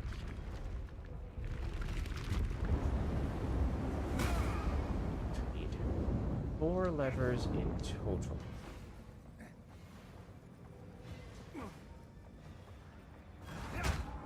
Right, had some enemies that looked fairly unique to this area. Whoa. You just aimed those absolutely perfectly. I couldn't even sidestep them. I barely could. What? I don't believe I pressed anything to tell them. Oh, you have a magnet effect? It's like, I don't remember doing that. I know I can press Killing Palm and potentially teleport myself into very dangerous situations. Definitely not thinking of a specific example there. But I didn't do it on that occasion.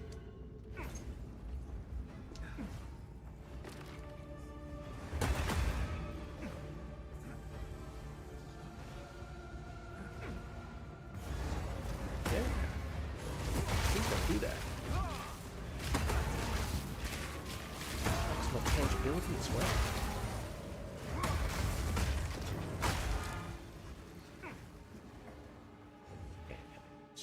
One more lever.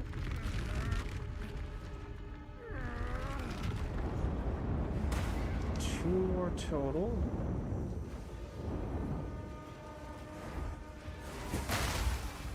Pretty sure that was a rare. It was glowing.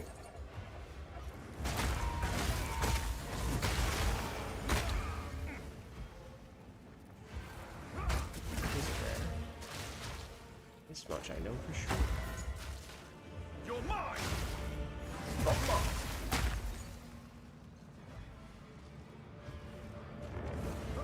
Once again, the glow. Maybe that's just an effect that all those enemies have. I don't really know, but I am seemingly noticing a lot of that purple aura around them. It is just a standard ability. Why? The urge to click on all of those. As if they're any more meaningful than the other random mini chests in other areas. Excuse me, sir. I'm very busy. Please stop drilling. No, I'm not going to finish that sentence. You know what I was going to say.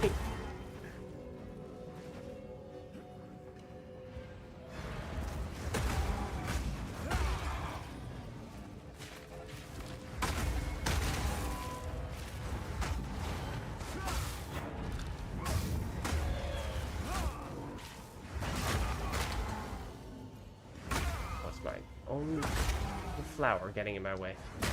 And there again. I guess narrow, maze-like structures such as this are not the greatest for when you have abilities that can block your own movement. Please stop doing that. Oh, you did. I appreciate that. I do not appreciate how that gave me nothing. Maybe I should go back to, as I said before, treating these like I would almost any other random chest and not feel as though it is particularly important to open it.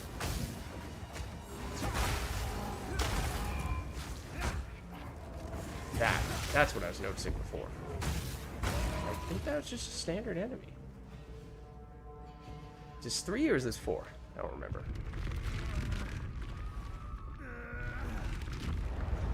That is 4. Okay.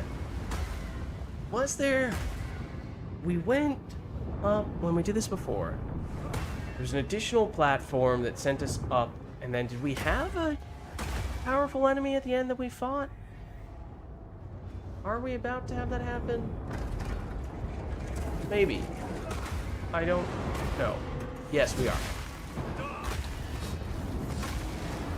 No, I don't want to be standing here. Thank you for asking. Okay. I also heavy stunned myself in the worst possible place at the worst possible time. I was sprinting. We're doing a great job of that right now. See, little turrets, basically. Okay, I'd take it I don't want to be standing there.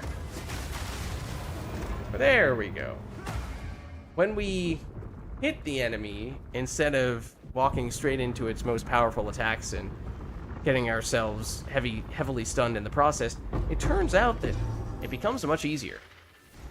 And suddenly, we have more maps to work with, which is quite useful as well.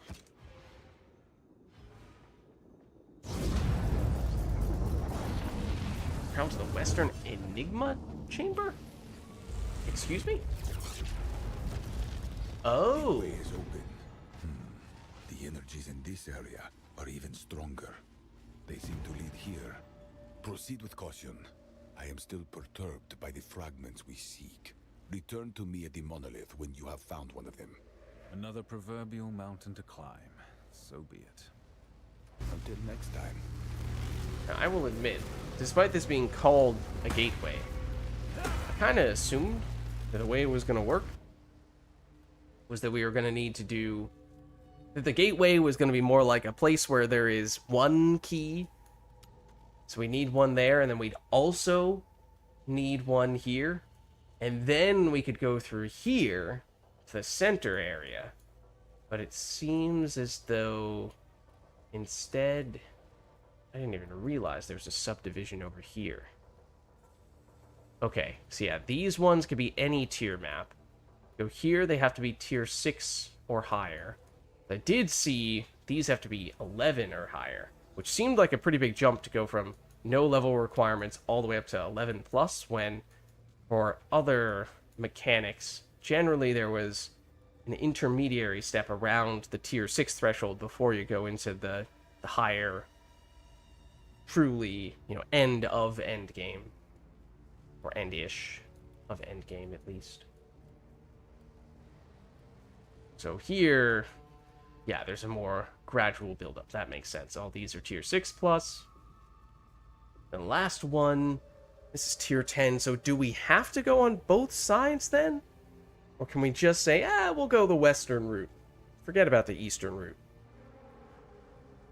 I thought I saw on the tree, we do now have a fair bit more points for.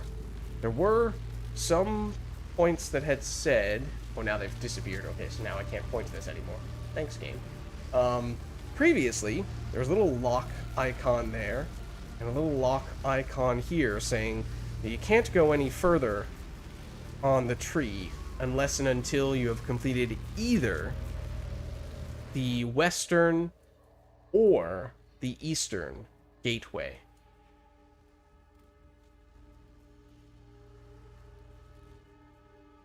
So, does that basically mean, just pick whichever one you want and that's good enough? Or do you actually need to do both? It still has an icon next to it. Let's see. Quests. Travel to the Western Enigma Chamber. Do you still say anything about... You don't say anything about the eastern side. May just be that you go full speed ahead on the west then. But I don't know. Perhaps only time will tell. But I think at least for now, we are good to go on this map. Yes. Choose what you need. As expected.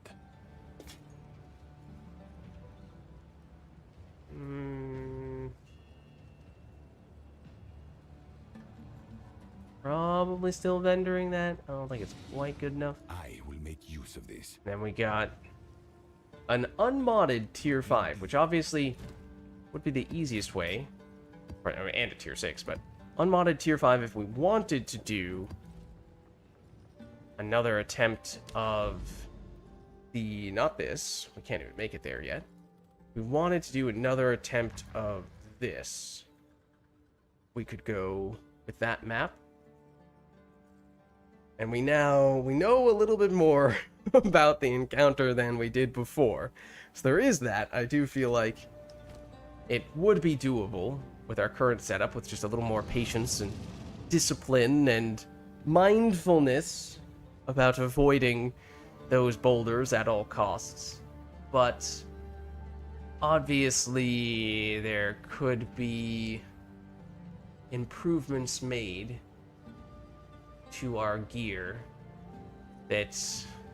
I mean, we took... I'm trying to remember how much damage we actually took from directly the boss.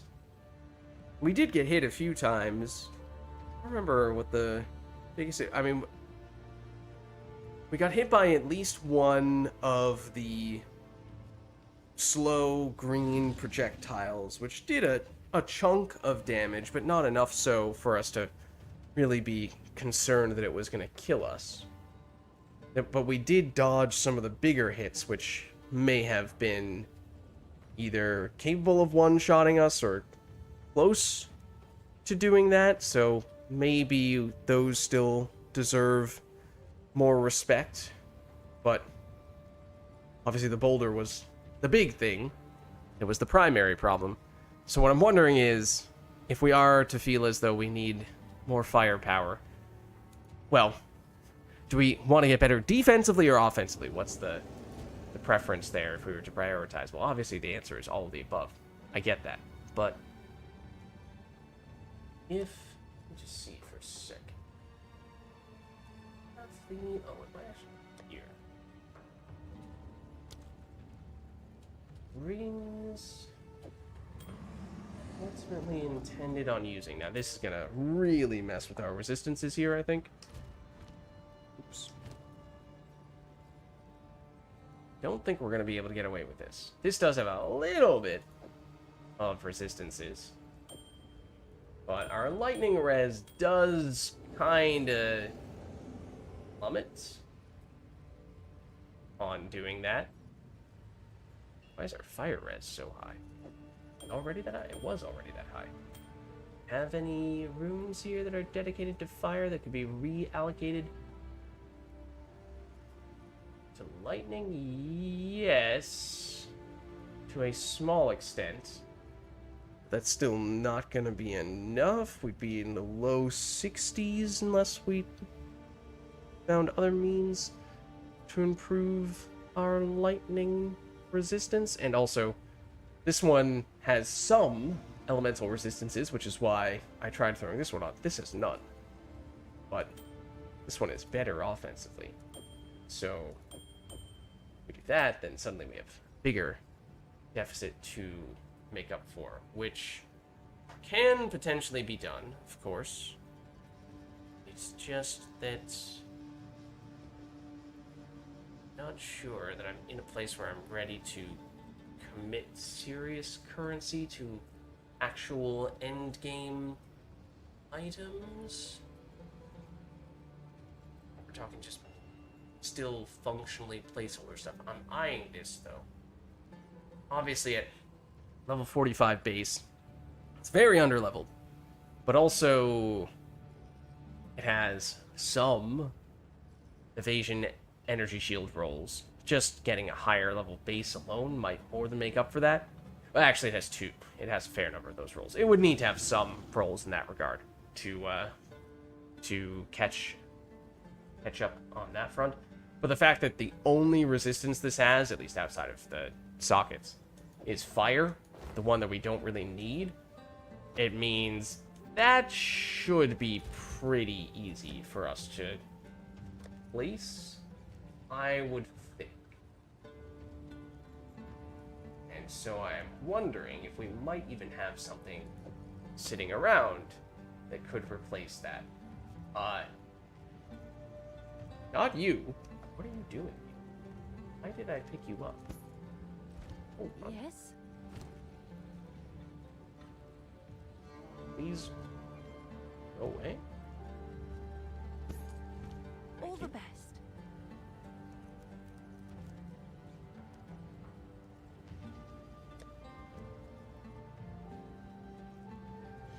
We'd like to see a juicy lightning res roll, and then ideally still small fire res. This is good. Not the best base, but the spirit, the life, the fire res, the good evasion ES roll. If we could get a lightning res roll on that, that would be workable.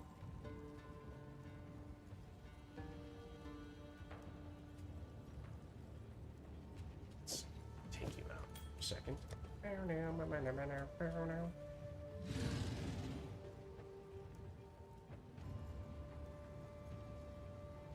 Oh, how I wish one of those said lightning res. Also, it requires too much strength. We could probably find a way to make that work, but...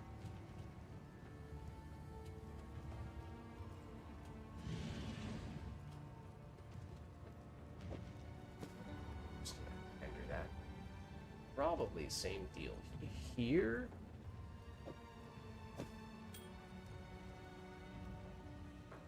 Res again with the strength roll being too high for us, though. Oh!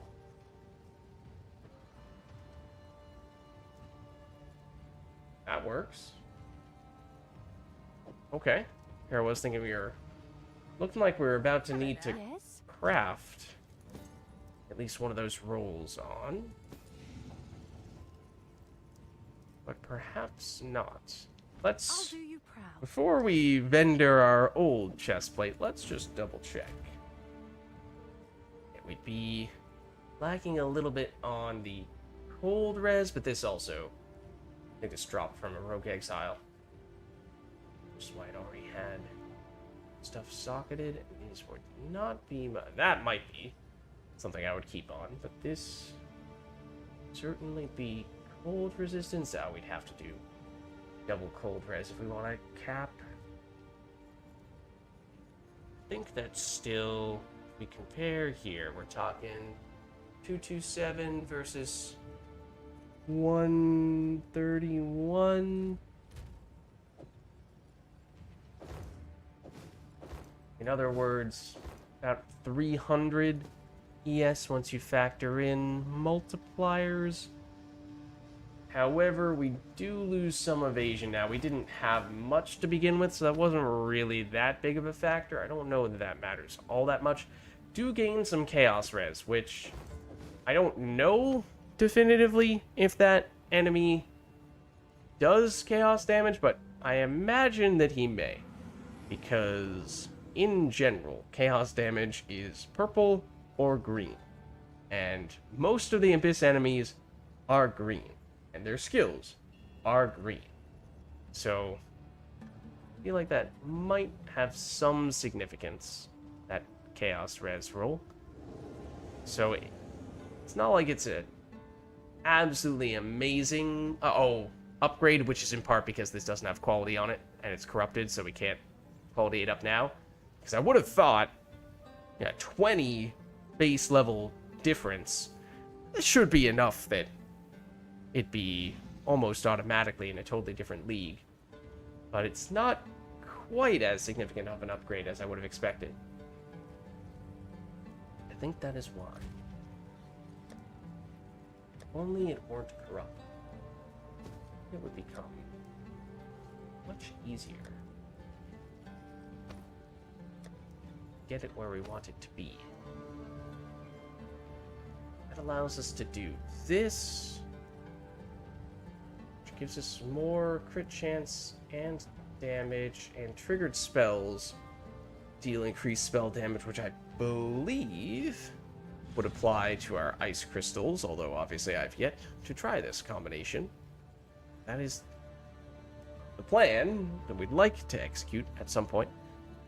Then, not even going to try replacing you right now, because that definitely would require more resistance work elsewhere. Before I forget, I'm just going to throw...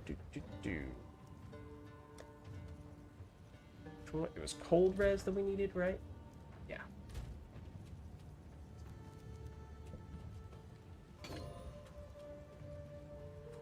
It's going to have to be... Oh, well, actually, let's see.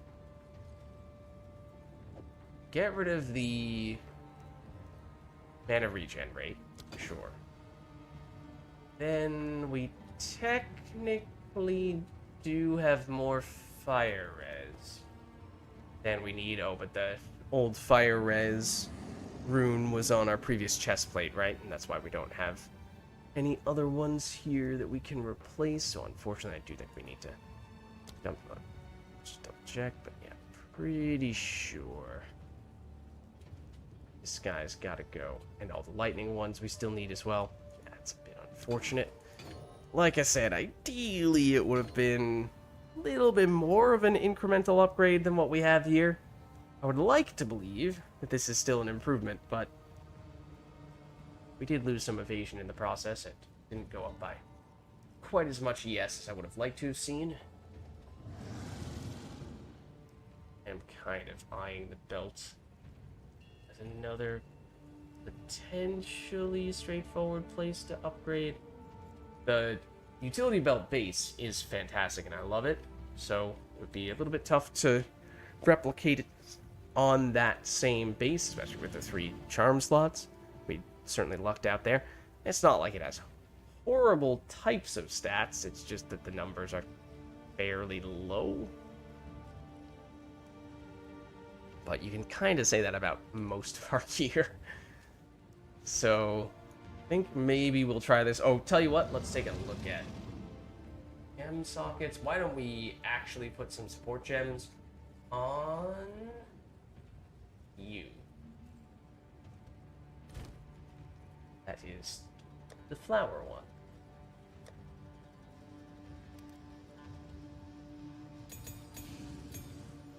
I have not even looked into this at all, so I don't know what options we have available to us. Let's see. Is the Zenith. Consumer power charge trigger creeping chill on ice crystal, which does what exactly? More radius. Chilled ground, creates chilled ground.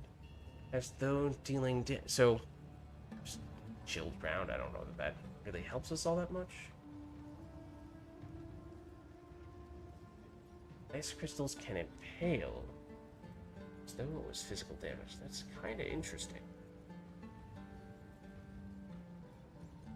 Could be worth considering. AoE, of course. Freeze. I don't know if we really noticed any of the enemies getting significant freeze buildup. I don't think we care about how much life the ice crystals have that much. I don't think we have enough freeze for that to be meaningful. Could do this. Could just say forget about ailments.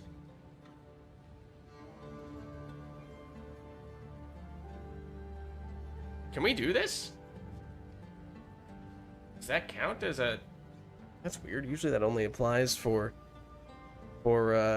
spirit skills, and this is not a spirit skill, so I did not think it would let us do that. I'm surprised.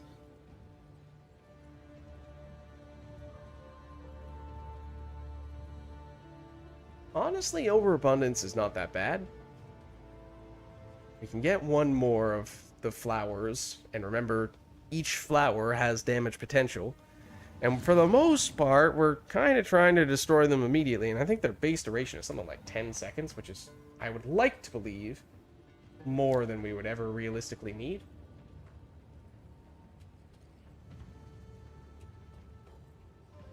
We have 5 maximum crystals. Duration... 10 seconds, yeah.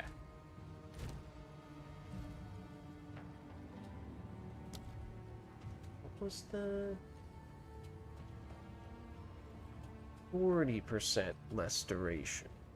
Alright. That's not gonna work.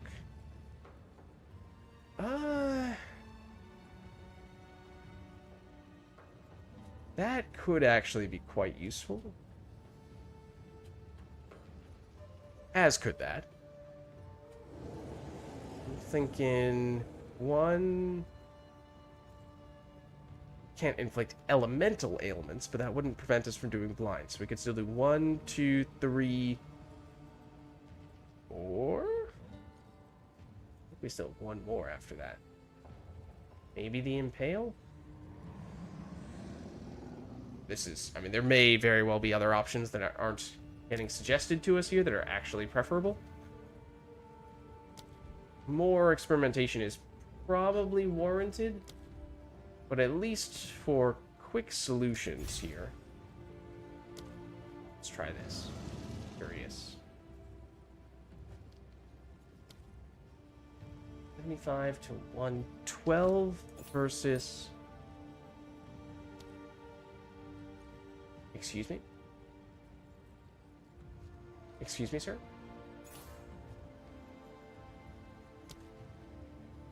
Does this only improve the max life?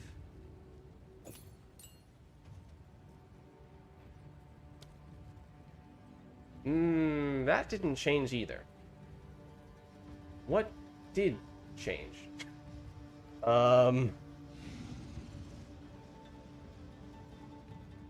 The metals,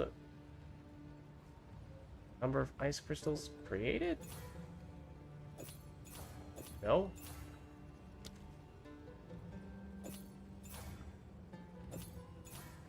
Wait.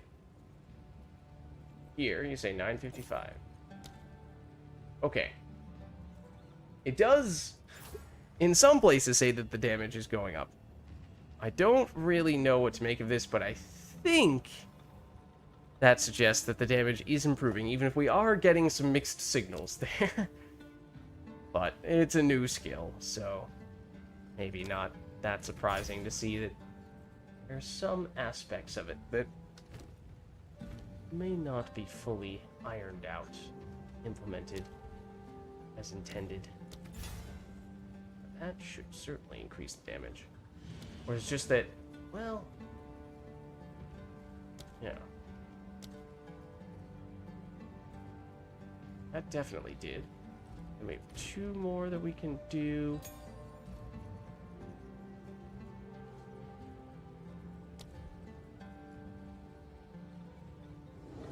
This intrigues me. I think that could be really helpful. So let's do that. And then with 1 more.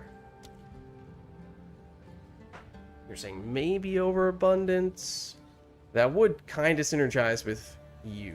Just want to really quickly check all the other stuff. You're not showing me here. Maybe we could do Cold Attunement. I don't really know why we wouldn't, to be honest with you. Seems like that is kind of an obvious choice.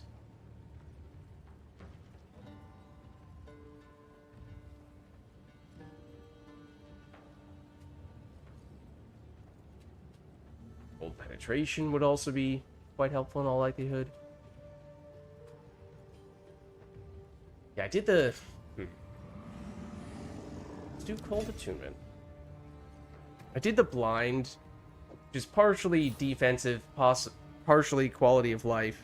Obviously, a blinded enemy is going to be less likely to hit us. But there long-term are other side benefits to blinding enemies consistently, some of which we spoke about last week.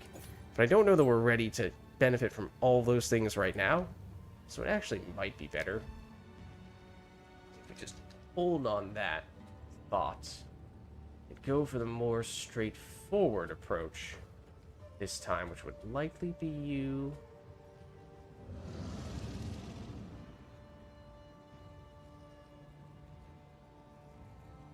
Oh, okay.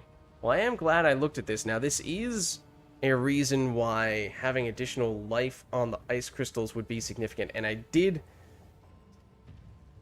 get a version of this that reduced the life of the crystals. And at the time, I was just thinking, oh, there might be a reason why it does more damage if the health is higher. But I wasn't sure, because none of the info for the skill had been updated on the websites I was looking at yet. So I couldn't see from that standpoint. But if I had known you existed, which perhaps I should have, then that would have given us reason to say, no, if anything, we'd like to increase the life of the crystal. So Destroying an ice crystal grants support skills 1% of damage gained as extra cold for 6 seconds per 2,000 maximum life of the destroyed ice crystal. So I think there's still some damage gained from that, but it's not much.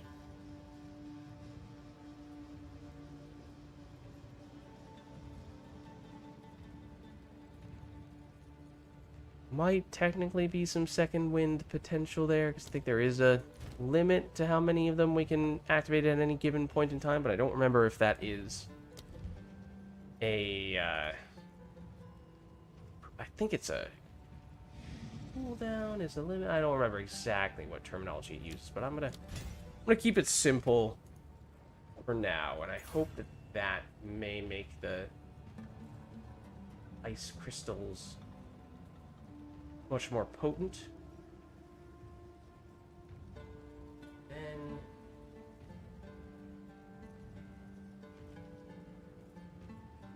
yeah. Alright, that was at least the most obvious thing for our skills. There are other ones that we, for the most part, just aren't using.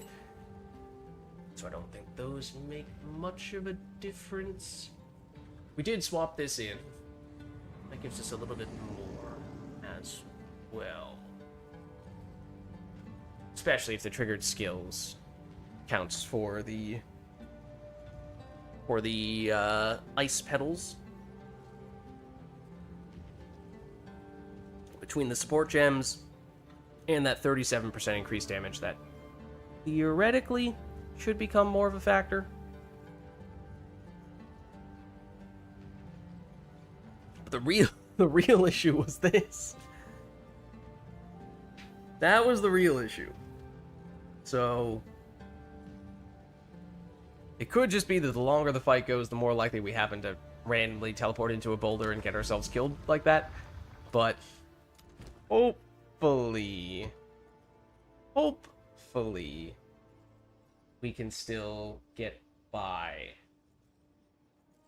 Either playing it carefully or potentially with the little bit more damage we just added.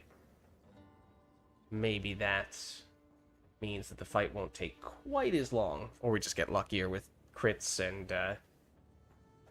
and the bonus damage proccing from heightened charges on Falling Thunder, and there's just less time we have to worry about dodging the various attacks, including the boulders. But we'll see. We did also make the base map a little bit easier as well, of course. See, that's the kind of thing that can get us in trouble. To an extent, I can control, well, even that's probably saying too much. Every once in a while, I have some control over where Killing Calm does or does not take us. But it does kind of have a mind of its own. And as it is currently our primary way of generating power charges, which is our primary way of powering up our Falling Thunder skill, which is our biggest damage dealer, we do kind of need to use it.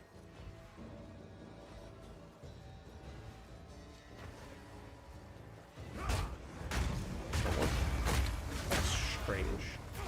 Just a single abyss in that area. Not a continuous abyss.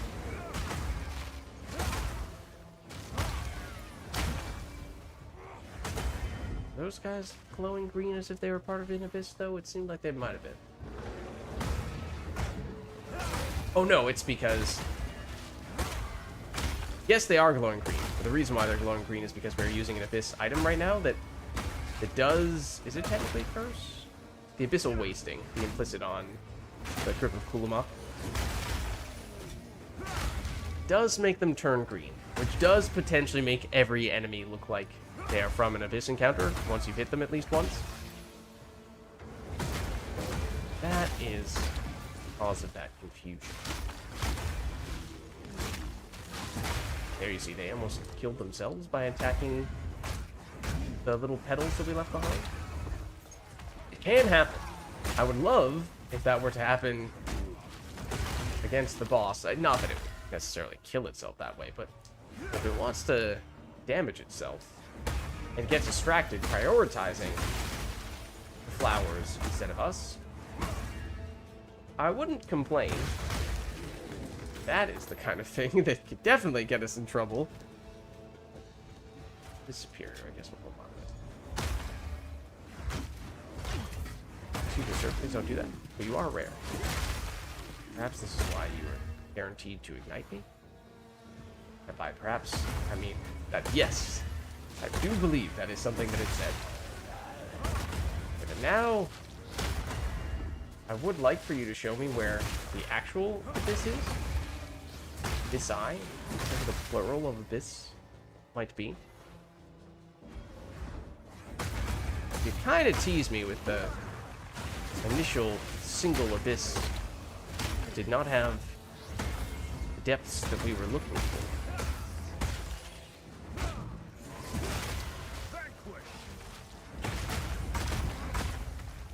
Yeah. I mean, on the other hand, perhaps it'll be closer to the boss fight at this rate. Be kind of convenient.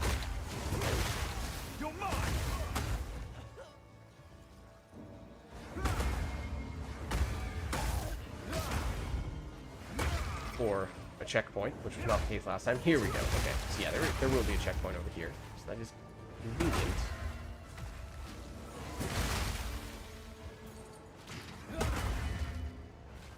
Not sure how much we can really read into this, but it does feel like we're more consistently taking enemies out in one hit with Falling Thunder. Which would be due in large part to the ring. Potentially in combination with those petals, but obviously that's not directly coming from the Falling Thunder itself. As for whether that actually is a significant enough difference to be noticeable for the upcoming boss fight, that's a different question.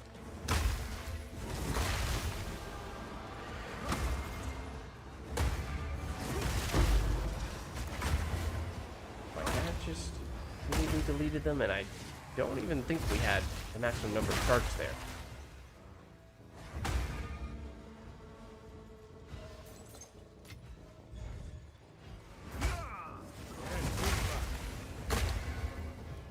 Well, that's dramatic.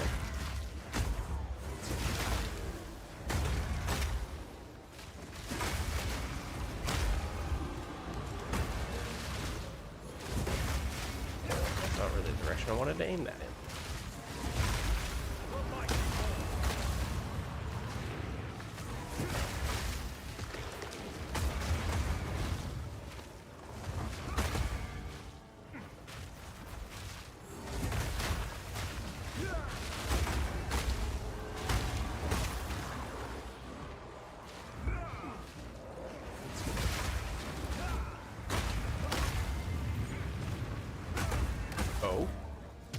The abyssal depths?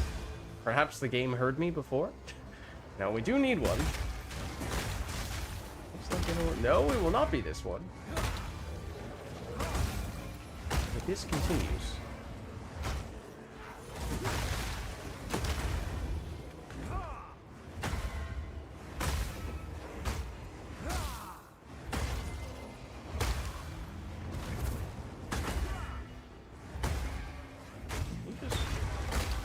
Down already.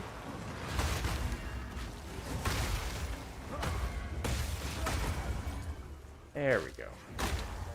Okay, so well, this is not our first rodeo. Suppose we can go down here first. We at least have some basis, some familiarity with the boss fight. We have confirmed the importance of avoiding the boulders. I still don't know definitively if it's a guaranteed kill regardless of circumstance, but I'm fairly sure that we... That was not good, but fairly sure that we had at least a decent bit of health at the time when we did teleport into it. So, even if it isn't a guaranteed one-shot, guessing that it is a pretty monumental amount of damage that it deals. Such that it more or less might as well be a guaranteed kill. Guaranteed one shot.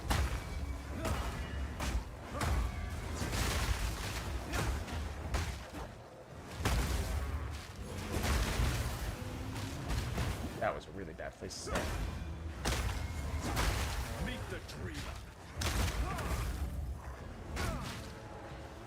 You're annoying me. Please stop this. I'd like to go this way. Thank you. We didn't do any of the chests last time. Okay, nasty door.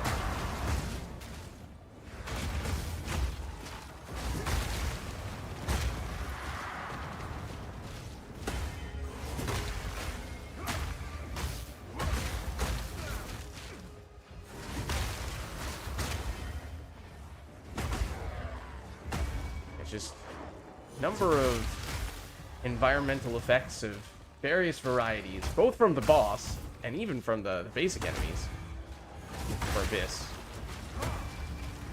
They are numerous enough. Having abilities that teleport you around. Kind of a liability, as we learned the hard way. In our previous attempt. Oh! Okay. Alright.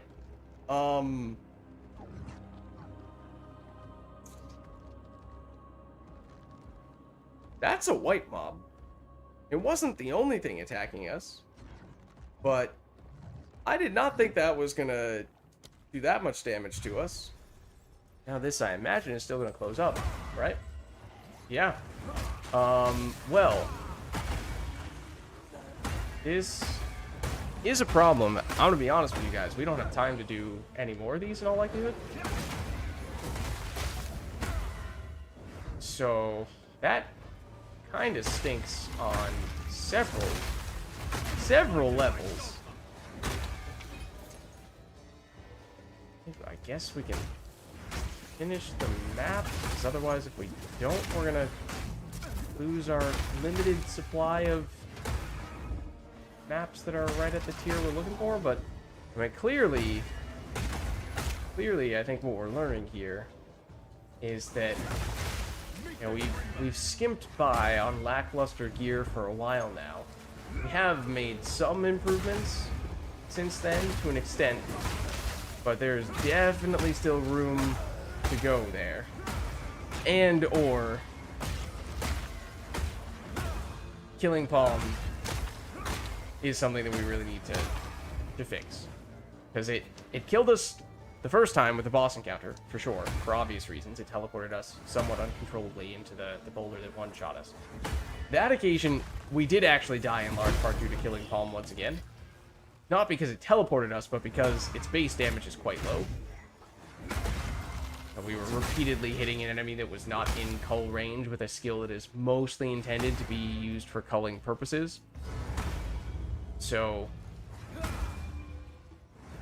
you know, having a different primary skill that we're using outside of, I mean, obviously, yes, Falling Thunder is our primary skill to an extent, but it does kind of need the power charges to do what we want it to do, and so that's one of the main reasons why we had been using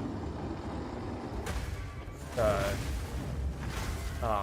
Killing Palm. Not because we loved it, but because it was the most straightforward way, at least, for us to get the power charges.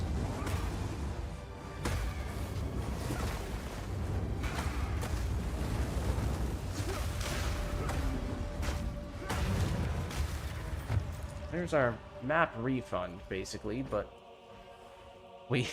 fortunately, we have learned that it is possible to redo this encounter.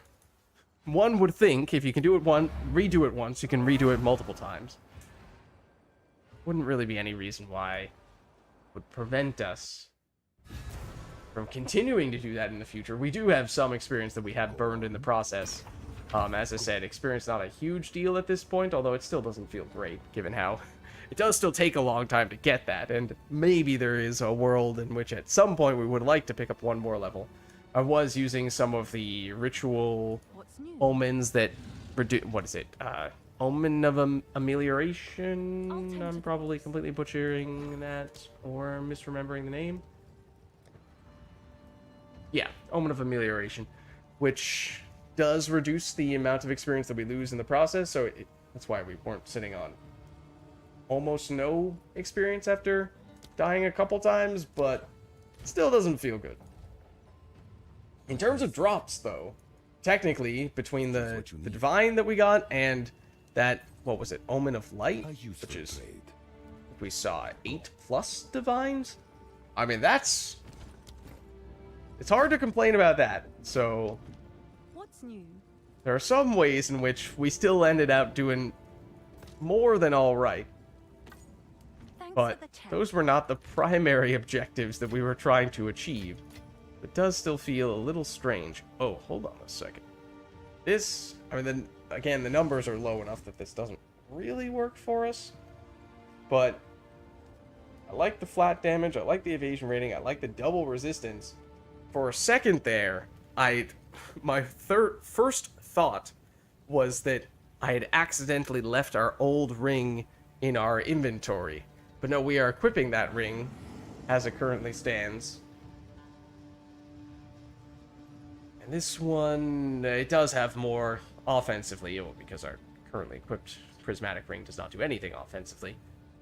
But resistance-wise, it is definitely inferior. It does have more evasion, but I don't think that works. Hail. Thanks for the chat. Alright, well, we did learn some things, certainly, along the way. We did, well, we failed our original breach encounter here, but then on a later occasion, we succeeded. We learned that it actually doesn't matter if you fail the breach encounters here. You do still gain the breach passive point. Now, for the bigger ones, the Hive Fortresses, and certainly the Hive Colony, I imagine you probably do need to finish those encounters to get the full credit there. But, so we got to look into that stuff. We did finish the Western Gateway without any major issues there, I think, is fairly fair to say, which is something we haven't really been able to say about the other stuff, because this one has proven to be more problematic than I anticipated, unfortunately. But, I mean, it should be in range, of course, at least certainly with some miscellaneous improvements, mostly to gear, but potentially to some skill gem support gems in all likelihood would be the most obvious way that we could do that. We also only have 5 sockets on our 2 primary skills outside of the one that we're getting from the amulet.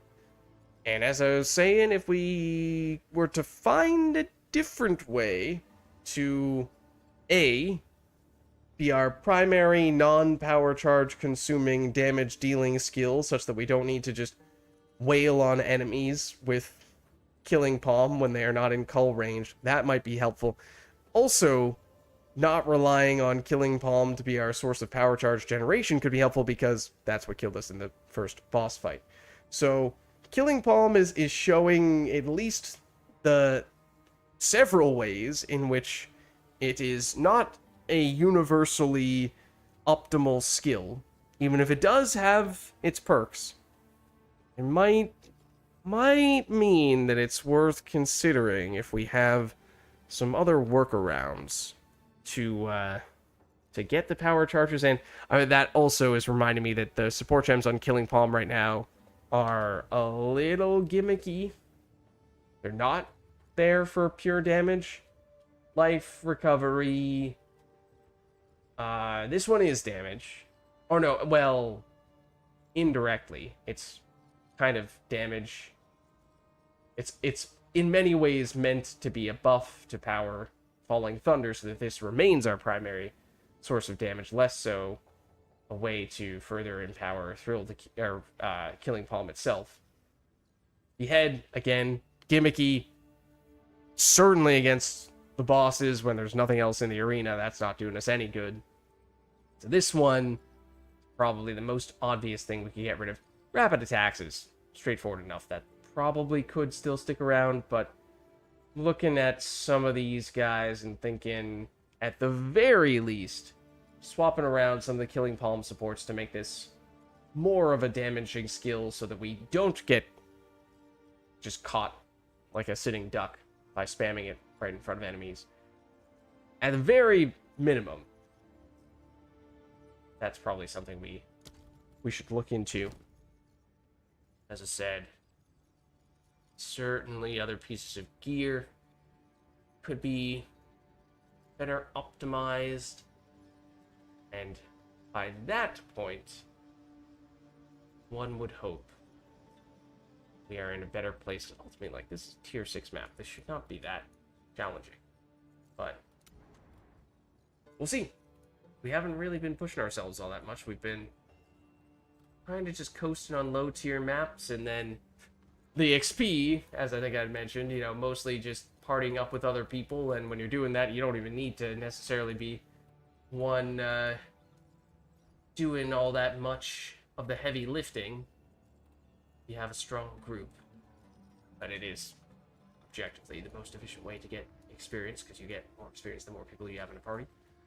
So, regardless, it's the best way to power level. But perhaps we've been spoiled.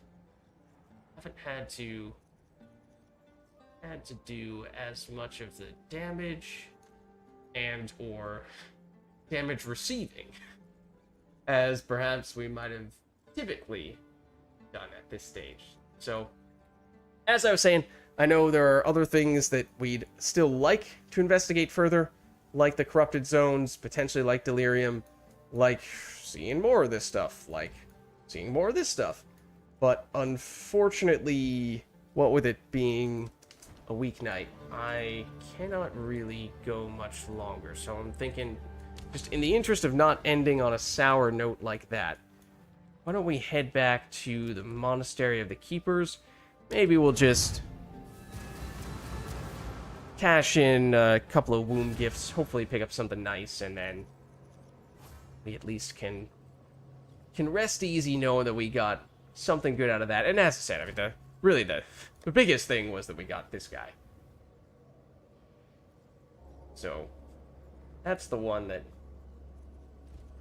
it's the biggest victory, metaphorically speaking, today. We have any that are lower levels up? We have a couple of 79s here. Still would ideally like to save our maximum level stuff for when we have more points here to work with. Currency ring.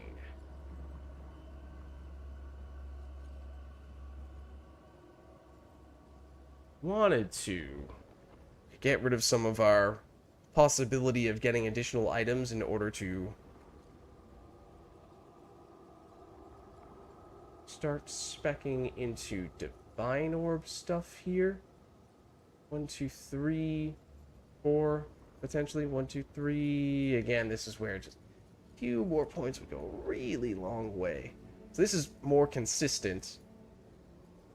This is a little bit more boomer, but, well, actually, it's kind of a little bit of both in a way, as we were saying before. We'll just keep it as is for now. She will grow again. That's not great, obviously.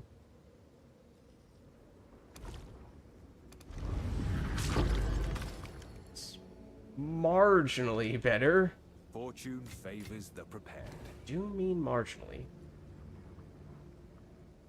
And you may have the most potential, but unfortunately, the fewest number of points to work with here. Damage modifiers be minimum level 40. Resistance. Attributes. I think it'd be either resistance or damage would be what we most interested in. I mean, life as well, though this is either life or mana. Not as interested in mana. Let's go with this then. We live in great times. That's not bad. That's good evasion. The double fire red. It's tier 2 for fire damage, flat and percentage. That's a good combo. The dex depends from one character to the next. May or may not be relevant. And that's a tier 1 life gained on kill, which may not necessarily be the primary thing that one would be looking for, but it's not a bad thing.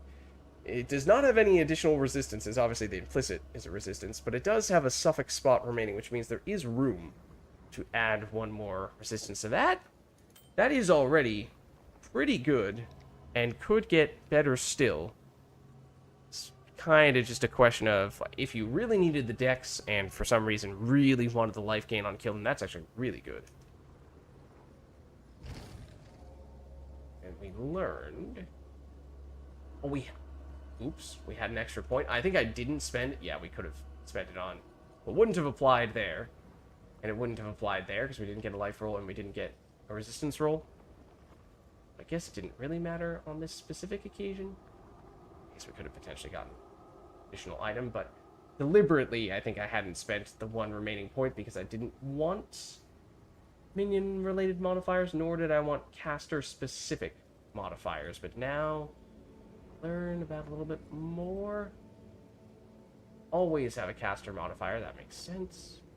Minimum level 35, roll twice, take the higher value. So again, just the serious consistency there. Oh, and it can go even further still. Minion, I don't remember if this is new to us, but I imagine it'll be quite similar to what we just saw on the other side. Yeah.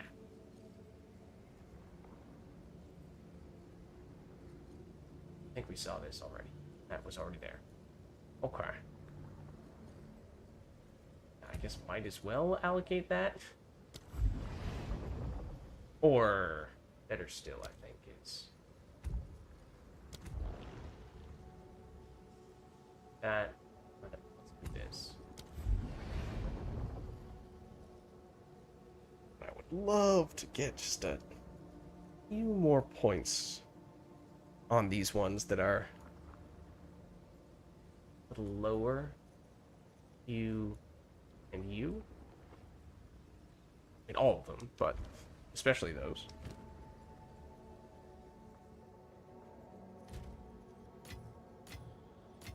It's the currency, not amazing there. This does intrigue me. I mean, if we were focusing specifically on fire attacks, that could be an intriguing option. For now, I think it kind of just sits here. Alright, well, I don't know that we necessarily got anything amazing there. Again, amazing thing was the Omen of Light. Omen of Light? Yeah, Omen of Light. Dropped a little while back. I mean,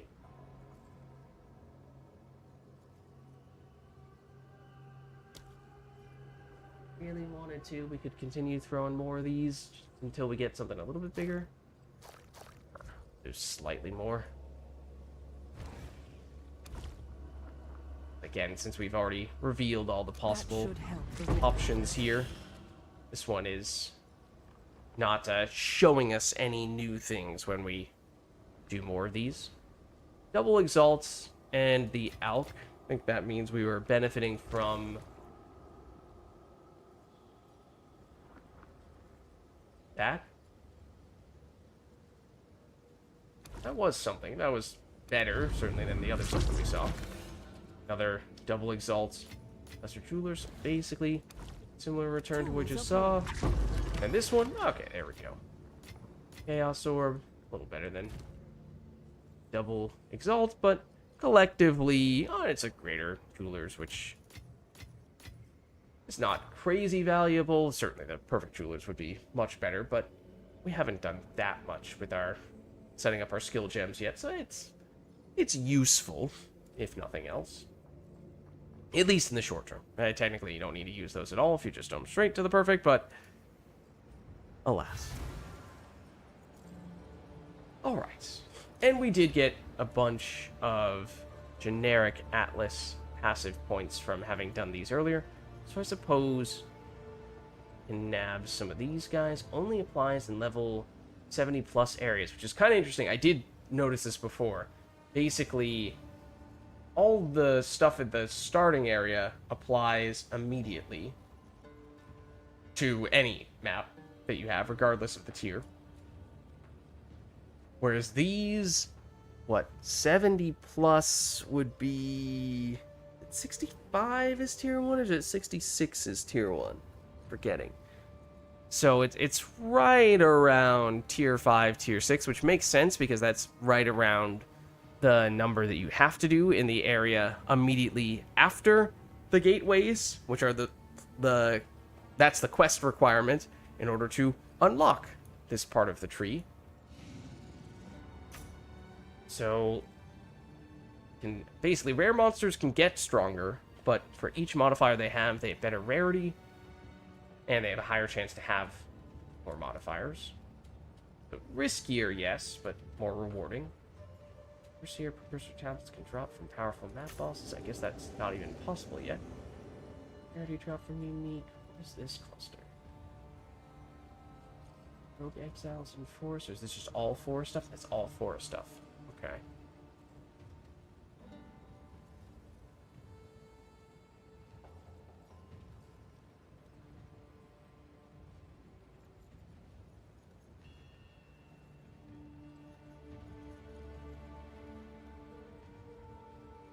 I mean, all this stuff does kind of double down on this node, which is why I'm kind of intrigued here. It does continue to make rare monsters more dangerous, of course, which is potentially a concern, but maybe it's worthwhile. Rogue exiles. Tablets have increased effectiveness to summoning circle bosses.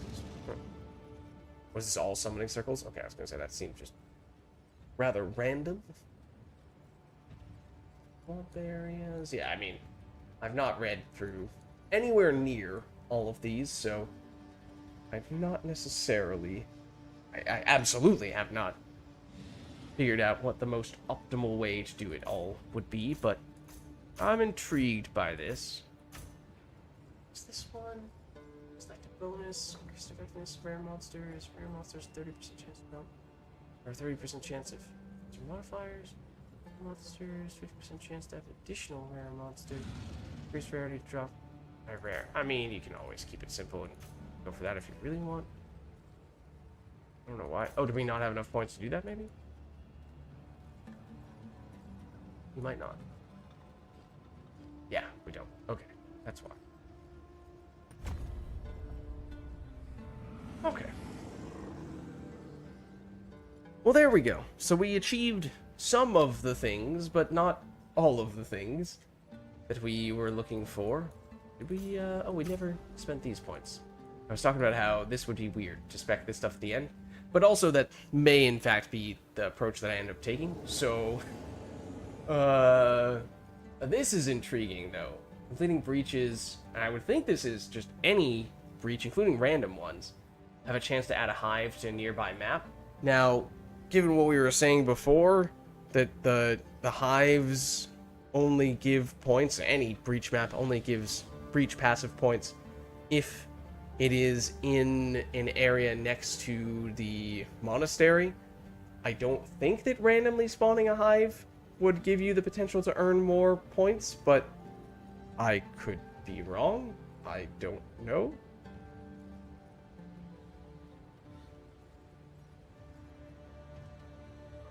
My question about this one is, does that 100% increased chance come at the expense of the other categories?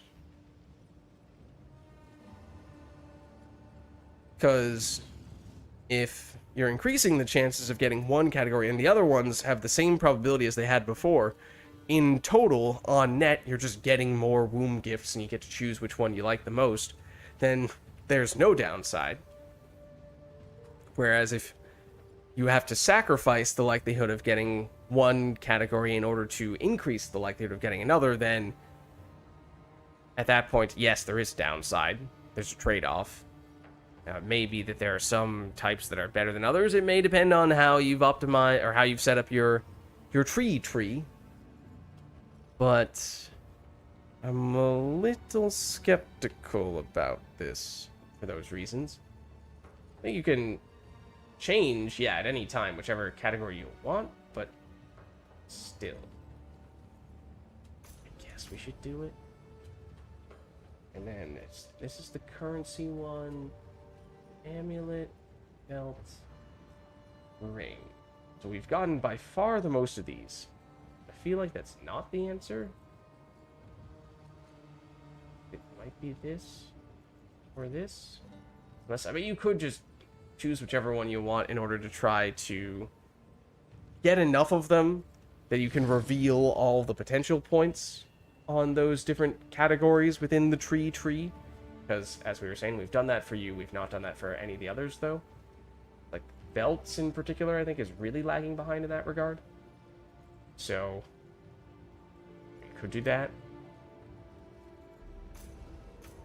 If you really wanted to, just change it whenever you see fit.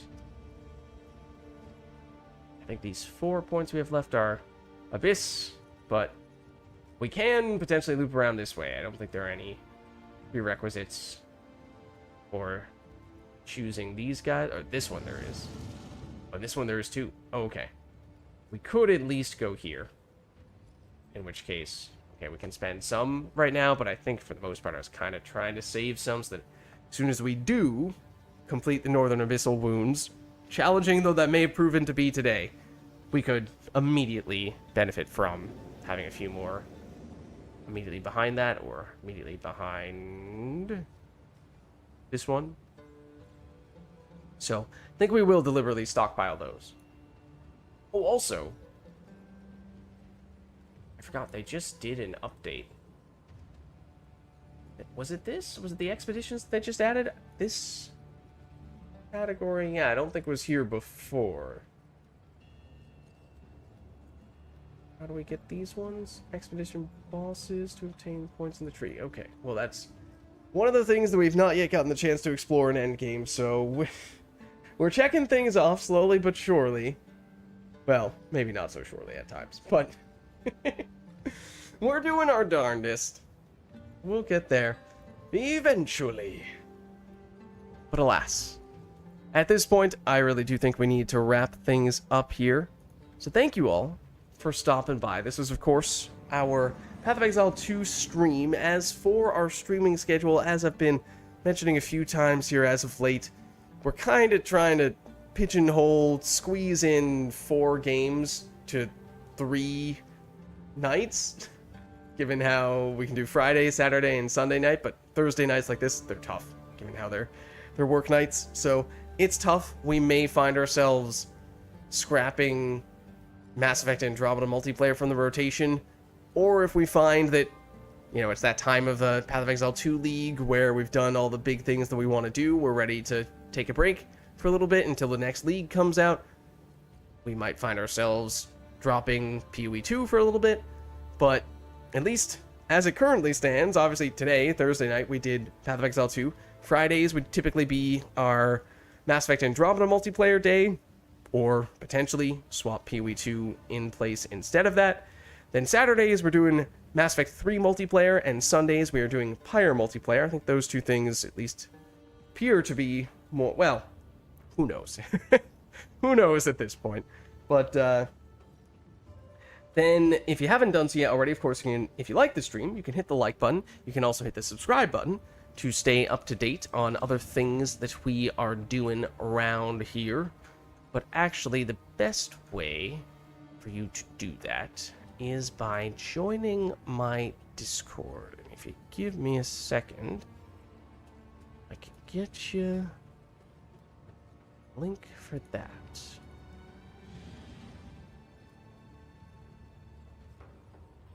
Ooh, caps lock. Let's get rid of that. There you go. There's the Discord link. But with that being said, given the hour, that is going to be it for tonight. Thank you all for watching. Hope you enjoyed the stream. I'll catch you next time.